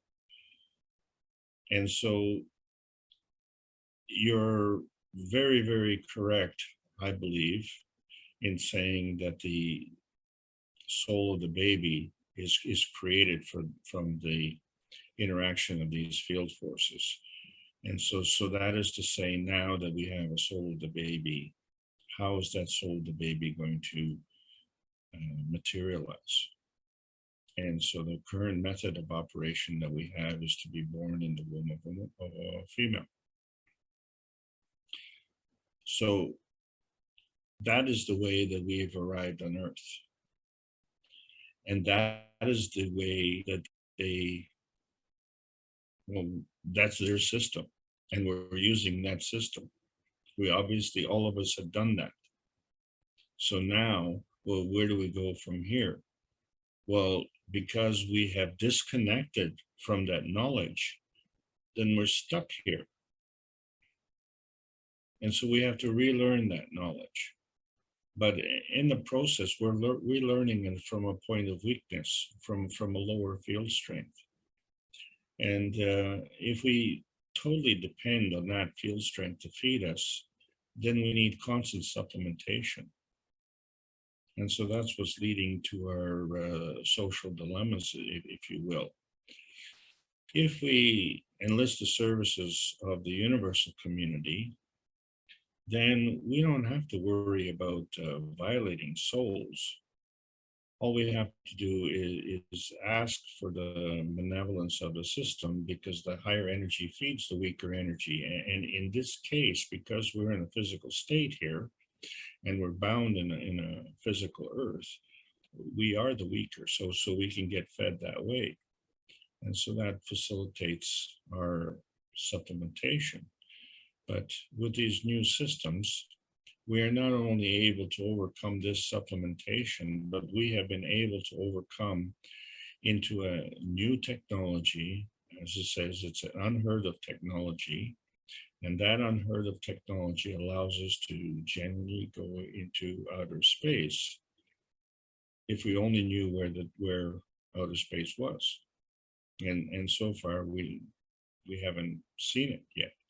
We haven't found it yet. And as a result, we just assume the universal community is flopping around somewhere in outer space, doing what they're doing, and that they're kind of looking at us and how we're flopping around in the physical space. So it's an interesting thing when you look at a medium, and I'm talking about someone who can go into a meditation and then recite from another soul a teaching. And so what they're doing is channeling energy from another soul, but they have to do that on a plasmatic basis. And that plasmatic connection is between the soul of the body and the soul of the man. We didn't say which soul of the body, and we didn't say which soul of the man. The only commonality we have is the physical body, because I don't know if you've ever been to a seance to listen to these guys, but they literally change their voice and they change their mannerisms, and they're totally different personalities, despite the fact that in the physicality they look the same. So they're channeling. So what it means is they are able to transfer the energy, but they are displaying the deficiencies of the physical transformation. So we are now in a point where we can overcome that. And to overcome that is to understand the true essence of the plasma science, which is the manifestation of the interaction of the field forces of attraction and repulsion. So you attract what you want and you repel what you don't want. And there's the key. You have the choice. You are the third dimension. But you're not the third dimension, you're the fourth dimension, because you're observing the first three dimensions. What are the first three dimensions? The two field references and the product of the two field references. There's your three dimensions. And now you're observing that. So do you have the technological skill to enter into that field? Well, they don't. Do we have the technological skill to enter into their field? Well, up until Wednesday, we didn't. The only thing that we could do as of June the 6th was channel. The game has changed. The game has changed. And so the consequences of reconnecting the soul of the man to the soul of the body is manifesting as we speak. Thanks, Gail.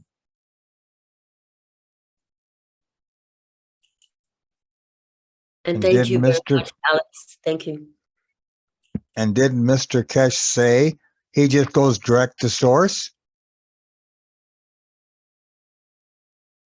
And now we can do the same. And the realization is that we've always been able to do that. But don't tell your friends, because they're going to laugh at you, and they won't buy you a beer. They'll just throw the beer bottle at you.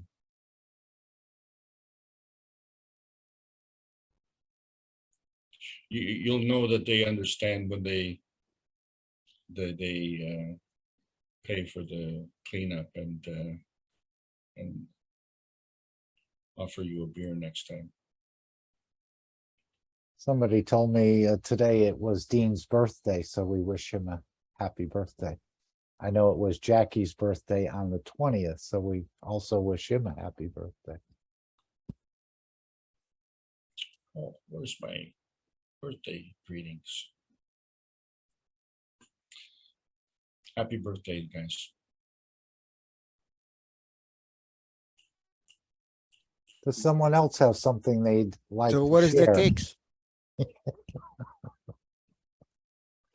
We haven't gotten to the cakes. We're still playing with the crumbs. I did show my Magrav earlier, Jalal, before you came in. So we went from 261 down to 220 this month's bill. So we reduced about, it's been a slow process, but if you want to see that, you can actually see it in the beginning of this this program. But we haven't received, a 50% yet or 100%. We're probably in the 15 to 20% reduction in energy so far. So I thought I'd share that today. I was glad it did go down a little bit. But again, how often has reminded us that these are the crumbs, right? The saving a few amps and a few watts and so on and so forth. but at least you get your crumbs.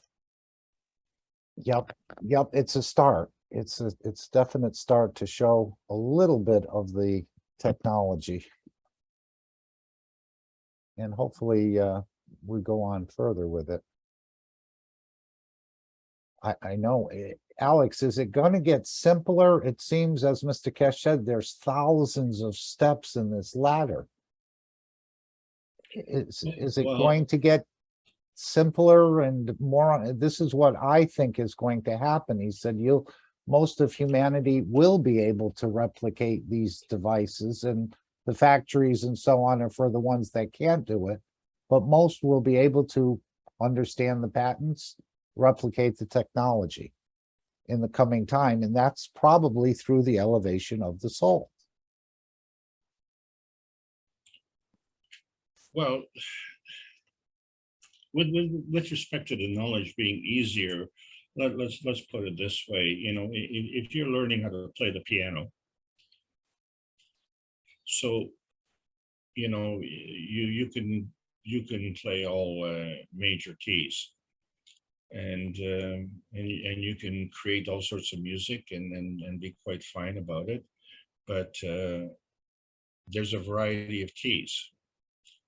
Now each key can also be a minor. Well, all of a sudden you've now increased the number of varieties, and when you've done that, you've increased the number of potential combinations. So when you look at the MAGRAV, for instance, that you created, for simplicity's sake, you would have 4 elements. But if you look at the enhancement spaceship, well, no, actually, I don't know about the enhancement spaceship, but the universal body enhancement unit has 400 elements.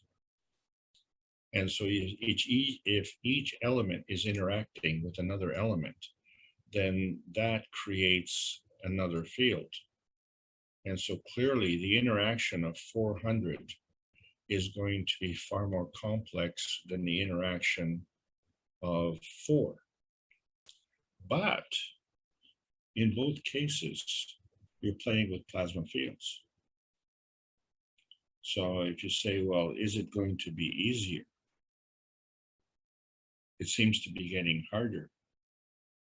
Well, no, once you understand the rules, then it doesn't matter, you know, whether you're bringing in 100 fields or 50 fields or 4,000 fields. The rules are the same. So you just become more skillful. That's all. It's not any more complicated. You have to understand the basic rules. And the problem with the basic rules is that, as you see in book number 1, you have to create one field. But clearly you can see that that one field is created from 3 other fields. So we are only looking at that one field, and we're ignoring the other fields that affect this. And then which field is it that affects it? And then if you sit back in your chair and, you know, you say, my field is interacting with all the fields. Oh my God, you know, you'll never be able to learn all that. Yeah, you will, because all you have to do is understand the nearness and proximity to that field and work with the intention. And you know that's possible. You have proof of concept. Proof of concept. You have over 70 trillion cells in your body. Thank God the nose knows the difference between the toes. Oh my God, imagine.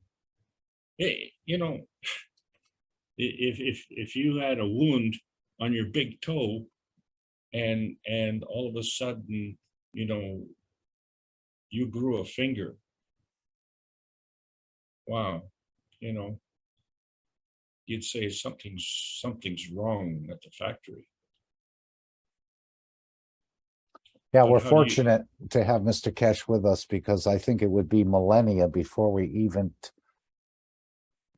got very far with this. Alex, Hi there. hi everyone. You brought up a wound in the body of the man. Right. Okay, guys, listen, please. When you have a wound, what you will have on that wound? Pain. Yes.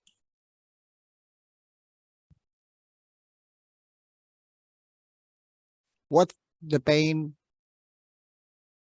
means? Loss of energy. Increase in the energy.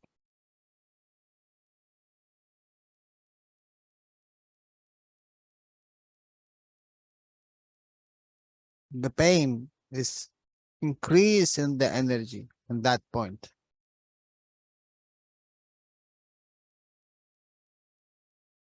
So just thinking, if you want your magra, what will happen?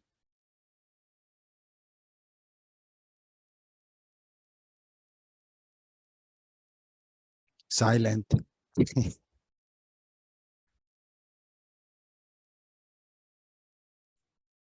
It draws the energy. Why you have increase in energy in the place where you have a wound? What is the process there? What the body want to make to do?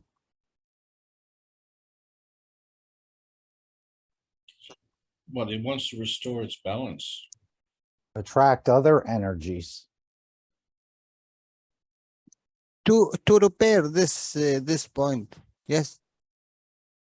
Exactly. So this repairing this point, it need a lot of energy to release from the whole body.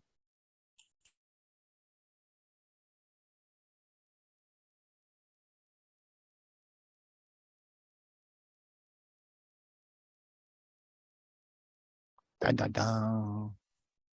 This whiteboard is for you, Jalal. No, thanks. If I use my my writing device, I will be kicked out. I mean, what the understanding of the plasma? You not transfer. Uh, how you produce energy. Look, let me ask Mark. Mark, what happened for you to make this magraph? What happened? Yes, why you went and you make a magraph? Well, because I was never enthralled with the matter state energy, although I did promote it in the matter state as nuclear policy. I always Okay. thought that energy, there's a couple billion people without any energy and they can't live the same way we live. So I thought in the matter state, bringing energy. Now, it's never even impressed me in the Keshe Foundation that creating electricity was a big deal. And so I never really followed up. And the reason I got involved in it was because I got involved with group 3. Okay, so something put a pressure for you to act. Just to try to show something. Anything. It's something outside pressure to move. It's the same thing with a magraph. A magraph is exact a human or an entity. How you pressure something to release something else.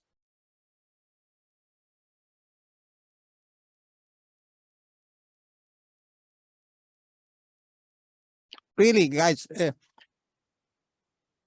Okay, you force me to draw here. I hope I will You continue. see how that works? Yeah. See how he forced you. Okay. Okay, let's say this is a coil, a copper coil. Okay.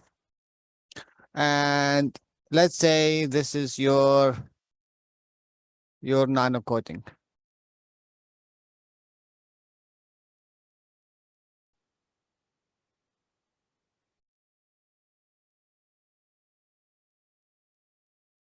Okay, this is all your nanocoating. What you find here, you find that this place there is no nanocoating. This place there is no nanocoating. This place there is no nanocoating. It's like the same wound in the body of the man. What happened? This one, the strongest nanocoating, it will try to deliver a huge energy to repair this gap. Here, huge energy to cover up with nanocoating this gap. If you have one wire nanocoating and you measure, I said it last time even in the Romanian group. If you measure it with your device, you will see maybe 20 or 30 milliamps. When we lay out the layering in our nanocoating process, when you put your device there, what you will see? You will see your measurement go up 20, 25, 30, 40, down 10, 5, 8, 7, like this. You deplete this wire from the energy. But really, if you have one places here which is not yet nano-coated and you measure, you know, you will get 400. Because all this, the strong plasma, try to reach that small area here to continue the flow. So from here, you will have release of 400 to 10 or 8 or 20 or 30. It's a huge, it's a jump. And you can test it yourself. You can test it yourself. So in this respect of understanding, you will go one level higher, if you like. You have a matter state, and you have a higher point, nano. Now you go one more. You have nano, and let's say you have ganses. What is the difference? It's the same. Now you have a ganses, let's say the green one, and you have a plasma. It's order of magnitude. The same thing happened here. Make it with a plasma. A plasma try to reach this plasma. It releases a huge energy in the ganses. A ganses, again, a ganses to a ganses. It will release a huge energy in the level of the nano. Nano to nano, it will release a huge energy in the level of the matter. You didn't do anything. You just pressurized the condition. If everything is good, you will stagnate. You will stay in your work. You will stay in your village. You'll stay in your condition. What they call it? What they call this condition? Boring. Yeah, I know. In a way, you are satisfied with the condition, so you do not need to do anything more. But if the condition change, inside or outside, schizophrenic condition, it will change your behavior. Outside condition, it will change your behavior. What is that change of behavior? That means release more energy. or you consume more energy, more food to change it to motion.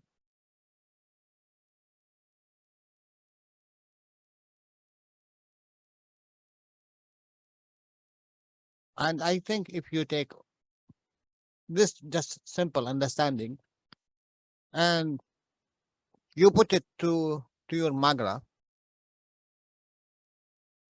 but you need to consider just if you want to go from one place to one place, you need the whole body of yours, emotion and physicality, and the aim, like think good and speak good and talk good. It's the same thing. If your matter state going with the flow, if your nano state going with the flow is, and if your ganses going with the flow, what you wanted to achieve, you will achieve it 100%. But if your matter state going zigzag, one here and one there, and your nano coating is the same thing, going in the whole directions, and your ganses, which is put the pressure to release or to pull, how you expect for your device to work? Like what Mr. K is saying, if you have a road and there is a flow here of cars and there is a other flow of cars here, what will happen? Where is the flow? This one will go back and this one will go back in this way. But if all the roads going the same direction,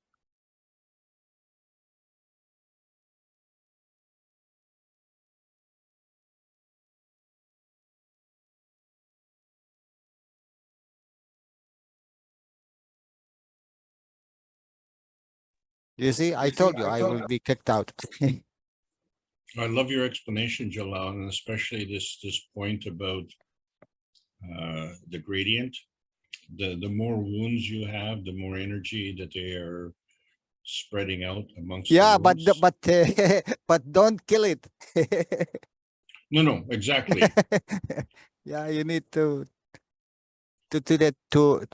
make it repair itself. Okay, you increase it, but don't kill it. That he lost But all the energy. let's say here you have 5 wounds. If you heal one of them, then the other 4 will have that same energy, but only share amongst the 4. Exactly. Mr. Cash, sometimes he's saying, like you have a tire and you have a, a small hole in your tire.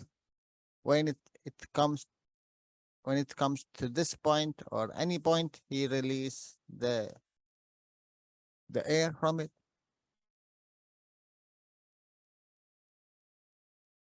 That's why I said energy loss rather than gain. When you have a cut or a wound, to me, that's an energy loss. You're leaking energy out of the structure. Perhaps Freed would like to add to this knowledge. Jalal, please continue. But I think Freed would like to come in and say something. Yes, hello everyone. Thank you, Jalal, for pointing about the loss of energy.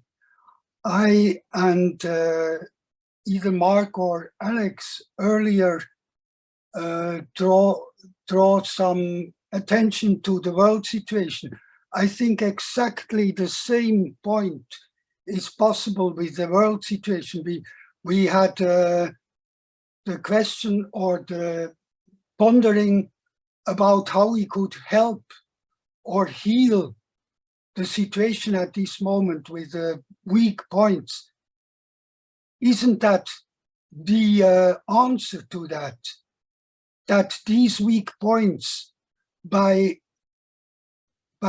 bringing our energy via the peace dome to these weak points, that we can heal it, because the points only show that something needs healing, and we can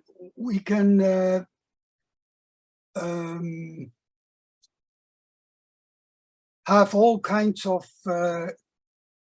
arguments why it's so bad that it doesn't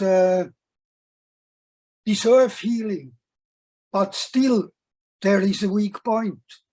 So maybe that is the answer to what the peace dome does. It's going to the weakest points at this moment, and then the collective healing will take place. And we all can contribute to that.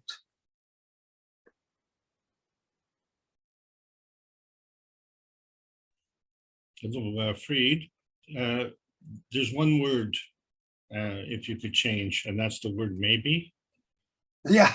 because of course. everything that you said is 100% correct. Yes, so the peace dome is such an unprecedented opportunity to go to the next step of evolution. We are in this together.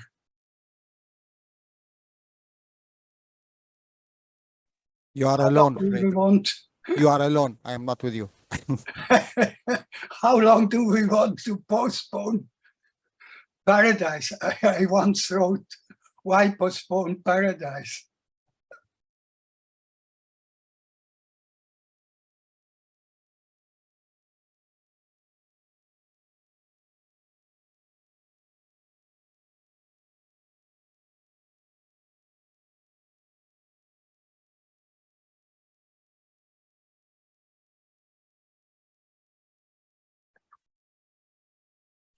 If I may add something here, there was a question that I had a long time ago with respect to the fact that is this peace dome outside of the magnetosphere or inside the magnetosphere? So now I'm having enough evidence to suggest, without a doubt, that the peace dome is inside the shall we say the satellite dome, the area that the satellites can travel without motors. So that this peace dome is just under that. The significance of that is that then the peace dome is part of the Earth space. So then it becomes an overlapping field, you see. And so if that's part of the Earth space and it's a non-tangible, non-visible, then it must be part of the inner space. So it is from there that, you know, I began looking for outer space, and I still can't find it. But what I have found is where the peace dome is. And our connection to the peace dome is the same as the connection to the satellites that go around. It's just that the energy transfers on a different level. Over to you, Mark. And then thanks, Jalal and Frida. Really appreciate your insights. Yes, would anyone else like to add anything, or Fried or Jalal, you feel free to continue. Welcome, Gianni. Thank you for joining us.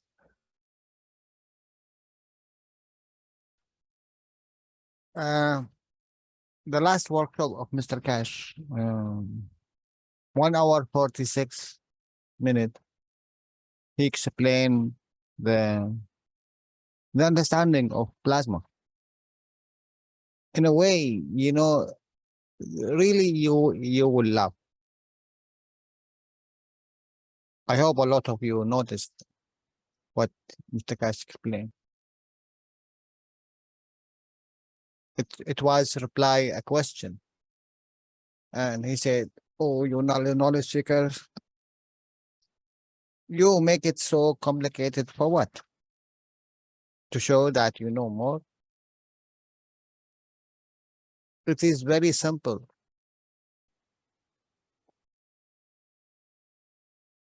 And if you have time, Mark, you can bring it.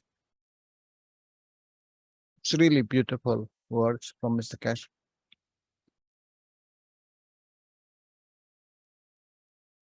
You have a field. This field, it can be a magnet to attract another higher field. And this is what we do in the CO2 box. But when you bring it, what do you want to do with it?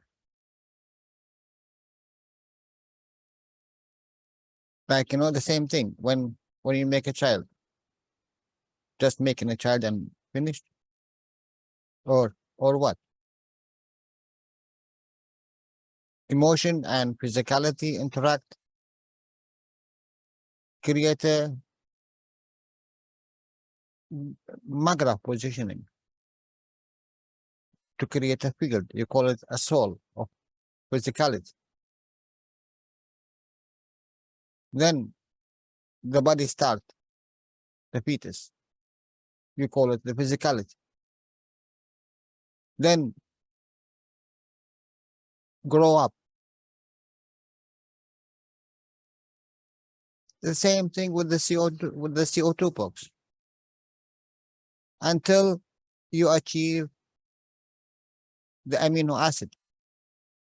The whole container, collective, everything inside it, make a gravitational field to bring this amino acid from the atmosphere.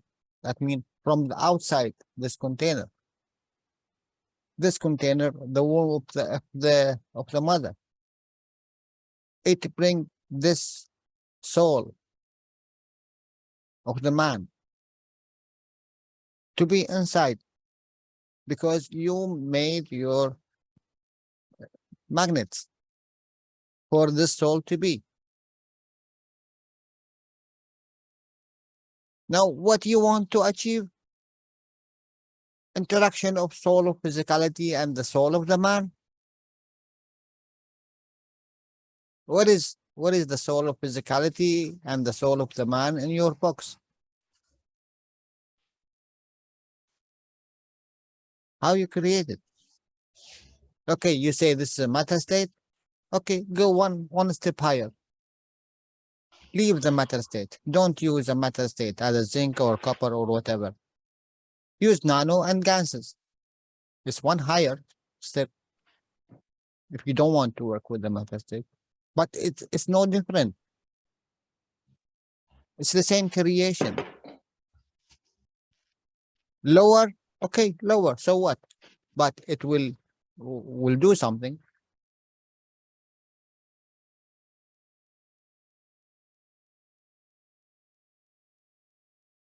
Tugai, I muted your mic. Is there something you wanted to add here?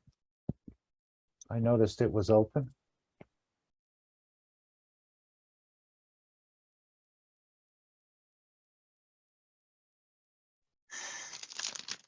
Hello. Yes. My point is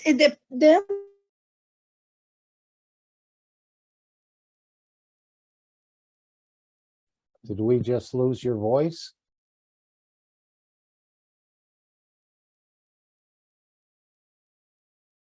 We're not hearing you. all ecosystem because need. Can you start again, please? We missed everything you said. Please start again. She said, Okay. hello, is it me? You're looking for?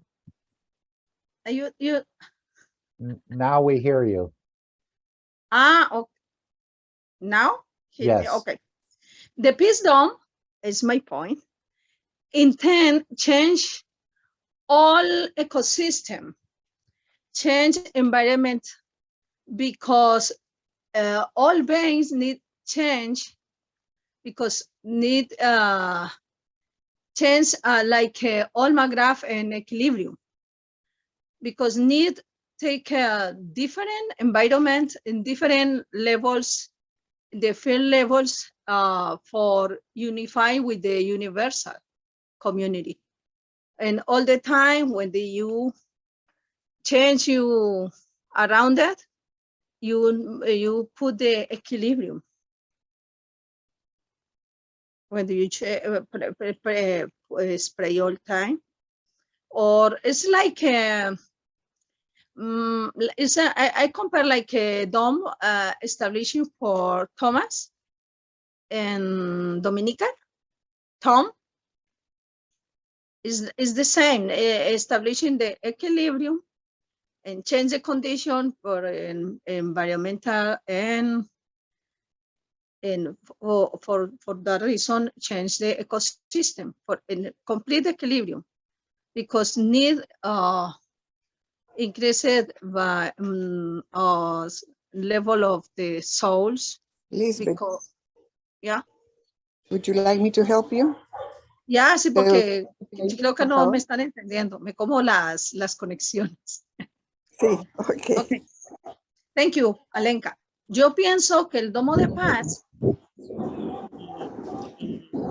Lisbeth thinks about the peace dome. She's talking about the peace dome. Okay.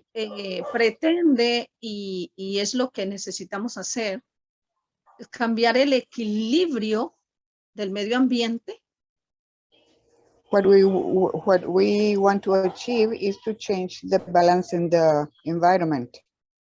¿Ya? Okay. Del medio ambiente, de todos los seres y el Of all ecosistema. the beings, of all the souls.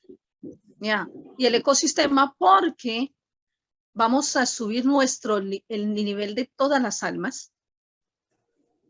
Because, and also the ecosystem, because we want to elevate the souls of all the souls. Para poder parecernos más a la comunidad universal y poder conectarnos con ella. To be able to interact with the universal communities. Porque si unificamos y elevamos el rango de todas las almas, podemos estar más, digamos, más a la par con la comunidad universal y podemos ser parte de ella. Because through the elevation of the souls, we can become closer to their dimension. Maybe estoy Y equivocada, pero pienso que es lo que estamos haciendo con el Dome of Peace, por todas las criaturas. Sí, es un comentario el que haces o hay alguna pregunta. No, es un comentario. Because that is what we want to achieve through the Peace Dome, to be able to interact with the universal community. So we have to elevate our souls to be able to do that. And that is Lizzie's comment. Sí, estoy equivocada, que por favor me aclare. And if she's wrong, she would like to receive more information about that or to be corrected. Thank you so much. Thank you, Alenka. You're welcome.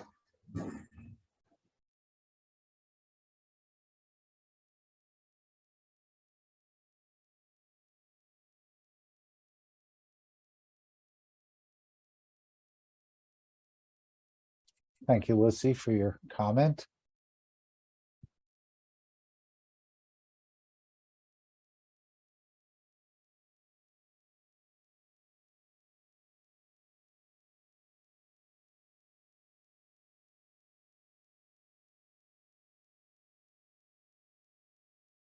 Anyone else would like to bring a thought, an idea, a comment?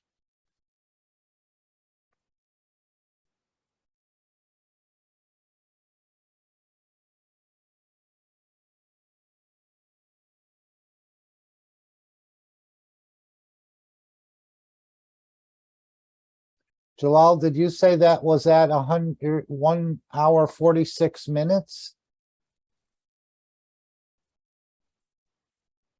Yes, I think so. Okay, let's see if we can go over to that spot. So Mark, I just want to take a moment to thank everyone for allowing me to present today, and all the contributions from all the knowledge seekers today in physicality and in spirit. Thank you all for Right. making this a wonderful meeting. I think there's a lot of work going on in the background by Mr. Kesh. You know, I used to join some of the language, and I still do, but some of the language communities where I didn't speak the language. And I would just go through the participants list or the attendees list, or, you know, and I would just elevate every soul in there. Not that I knew what I was doing, really, but I would just say it's something I can contribute. And I think this is what Mr. Kesh is doing in the background. As he said, we're going to work on you in the knowledge seekers workshops as well. So I used to do a little bit of that, just thinking, well, I'm not really, even though the soul was understanding, I wasn't understanding, but I just go through the list and elevate everyone's soul that was in the list. I just thought it was something I could do or try to do. And I was happy to do it. Let's go here. Jalal, do you want to set this up for us a little bit? So we'll have an understanding. Sorry, more. what is it? Do you want to set this up a little bit? Do you want to go over what you understood from this question? You seem to indicate it was, well, it's all important, but It's very simple. Just listen. It's Okay. really very simple how Very Mr. good. Cash the explained. work is going on the plasma level, let's say. And don't think really as what you said just now. When you go to the panelist and the principal, and you don't think. Just let it flow. Mhm. As a way, and next time we looked at it as a way the generation of the soul has no age limit. Mark, you have to take the screen.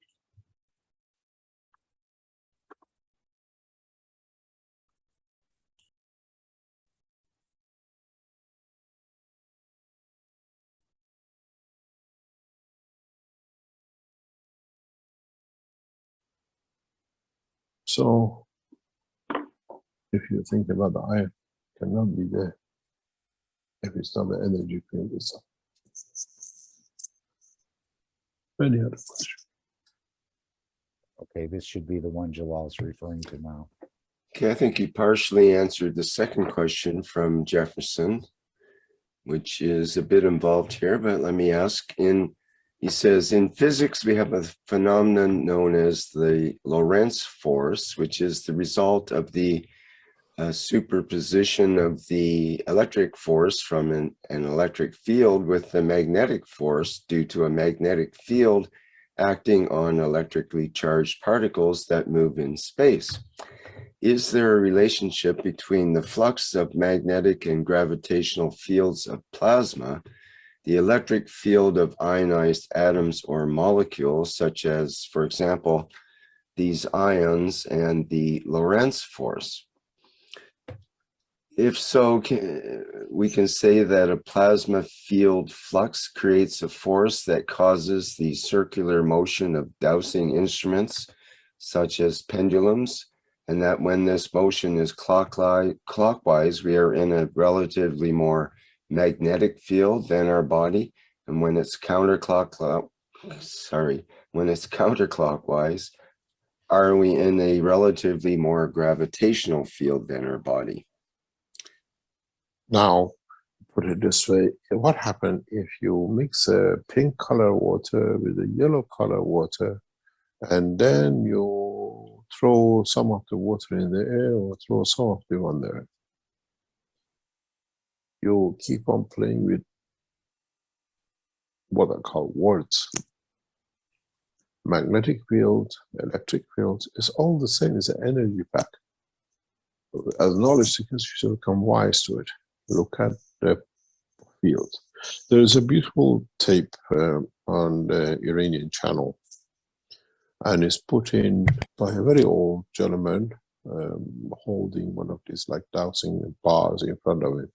And he says, you look, the bar moves as I decide. If I turn my eye a little, the bar moves a little to the right and a little to the left. If I look far to the right, the bar moves all the way far to the right, and I can control the speed of it. And he shows you, literally physically in front of you, he shows you. And it's very interesting, and he says how our emotion controls the physicality. I'm trying to find it. It's a beautiful knowledge seekers responding to Dr. Asadi's question or discussion in the Iranian channel.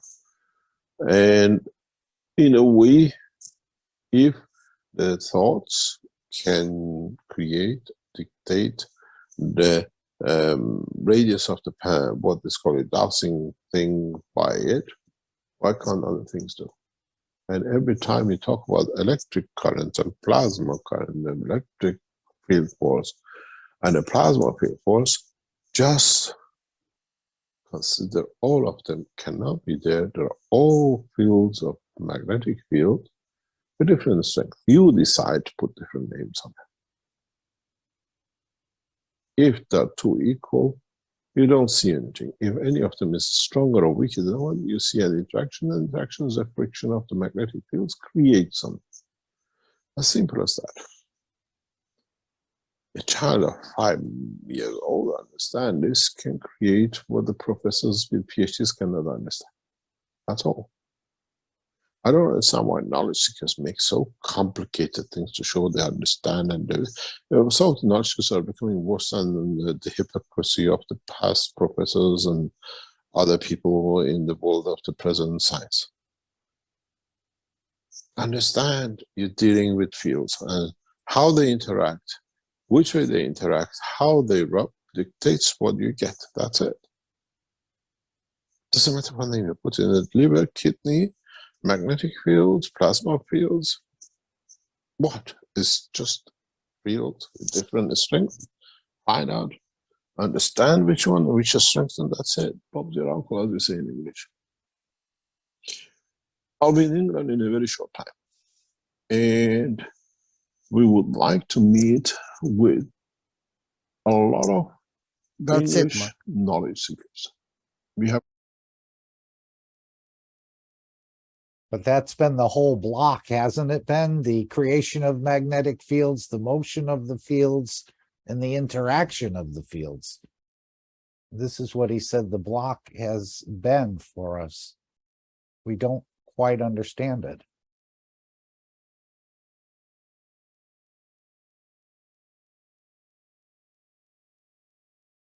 So does this mean dowsing is not real? Because the person is controlling the rod or the physicality with his emotions. We had asked something like this somewhere else. But what does that mean? That because dowsers do find things that they're looking for, water and other things, otherwise are they just guessing? Are they interacting with that field? He's saying the physicality is following the emotions. The fellow looks to the left, the rod goes to the left. Moves his head, it goes more. Who is controlling the pendulum? The emotion Through what? of the man. Through what? Through his hand. Oh, I thought it was in the field level. Yeah, through his hand. To the matter state of the robe, and it will douse here and there. So is dowsing a real thing?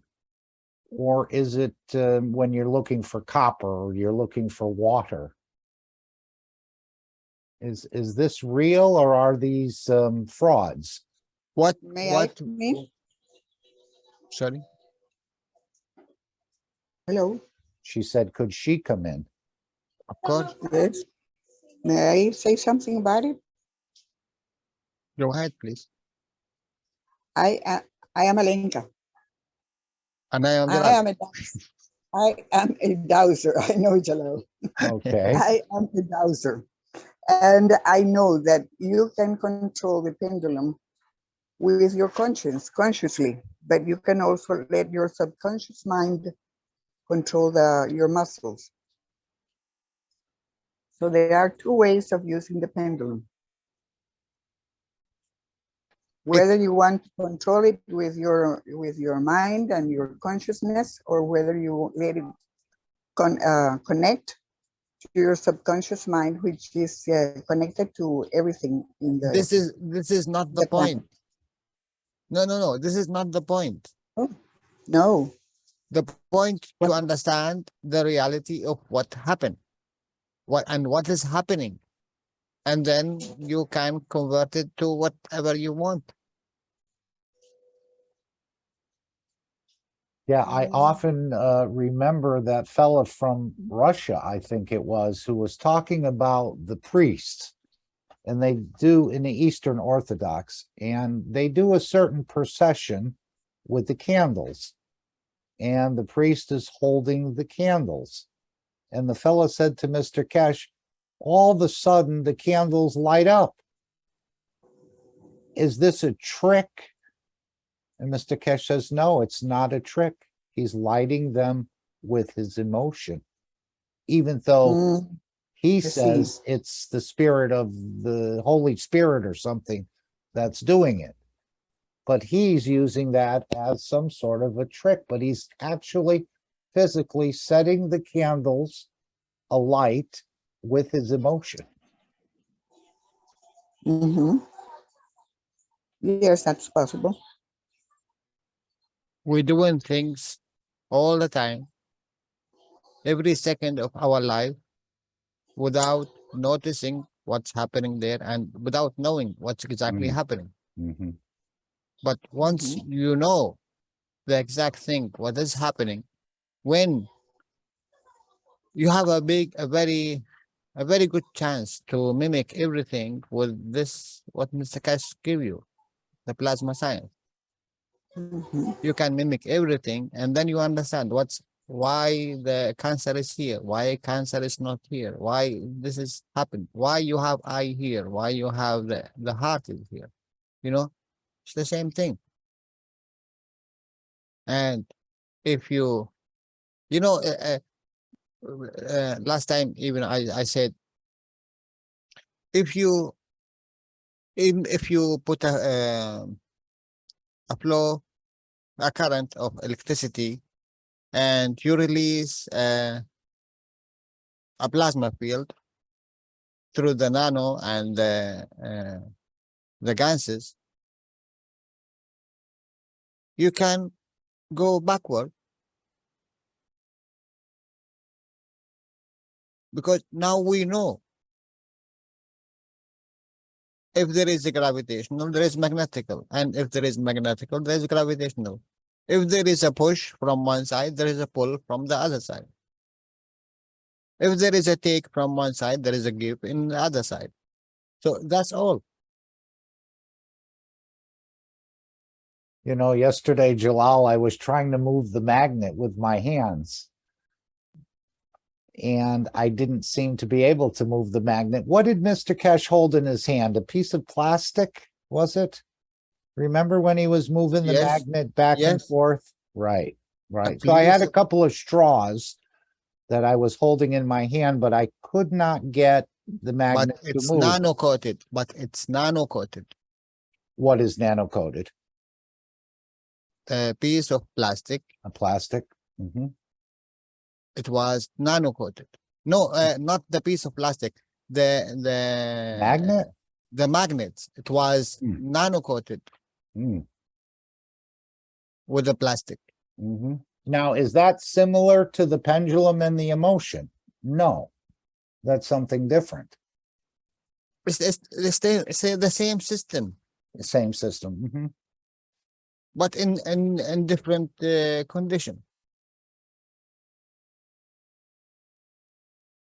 I'm talking about moving a magnet without touching it. Okay, that's what I was doing, just with What the is okay? locking into that field some way. You can remember move it. when Mr. Cash? Remember when Mr. Cash taught about how you can penetrate a wall? He said you are doing it every second. You are penetrating the matter state. You call it air, all the time. Why? Because your strength is above this matter state. Now, when you go above this wall, this also a matter state, but you don't use it. You don't use this understanding to increase your level.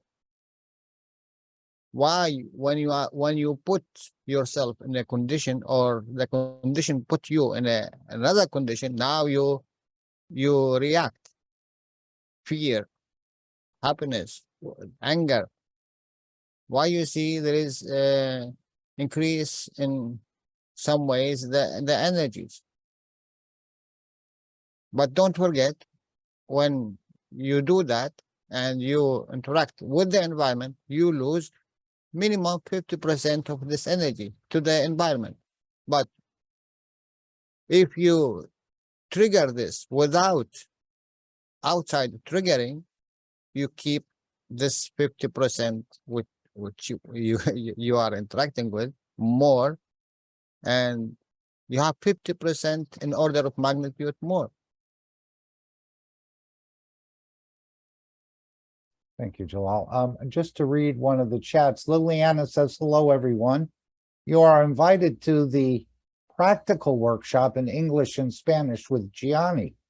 Finishing this North American workshop, he will be starting in this room, and she gave the number in the chat.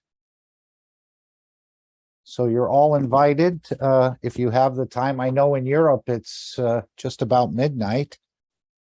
But for those who are still awake, and it's still 6 o'clock here, there's another workshop given by Gianni coming up.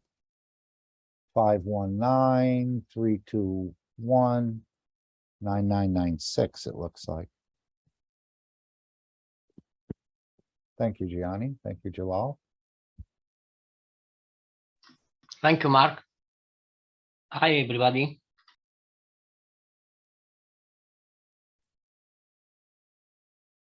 Hello, Gianni.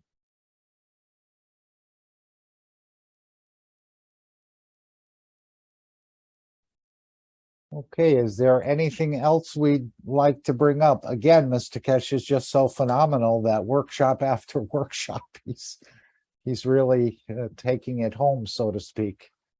And I know it takes some time. I don't know anyone who can encompass the entire workshop and remember everything, but perhaps the soul does, or will be doing better later, because these are just whole books of knowledge of the universe. It's just an amazing feat Mr. Kesh performs weekly, 451 in a row, plus he said the other teachings, it's way over 500, and the books and the papers and all the other things we're not privy to.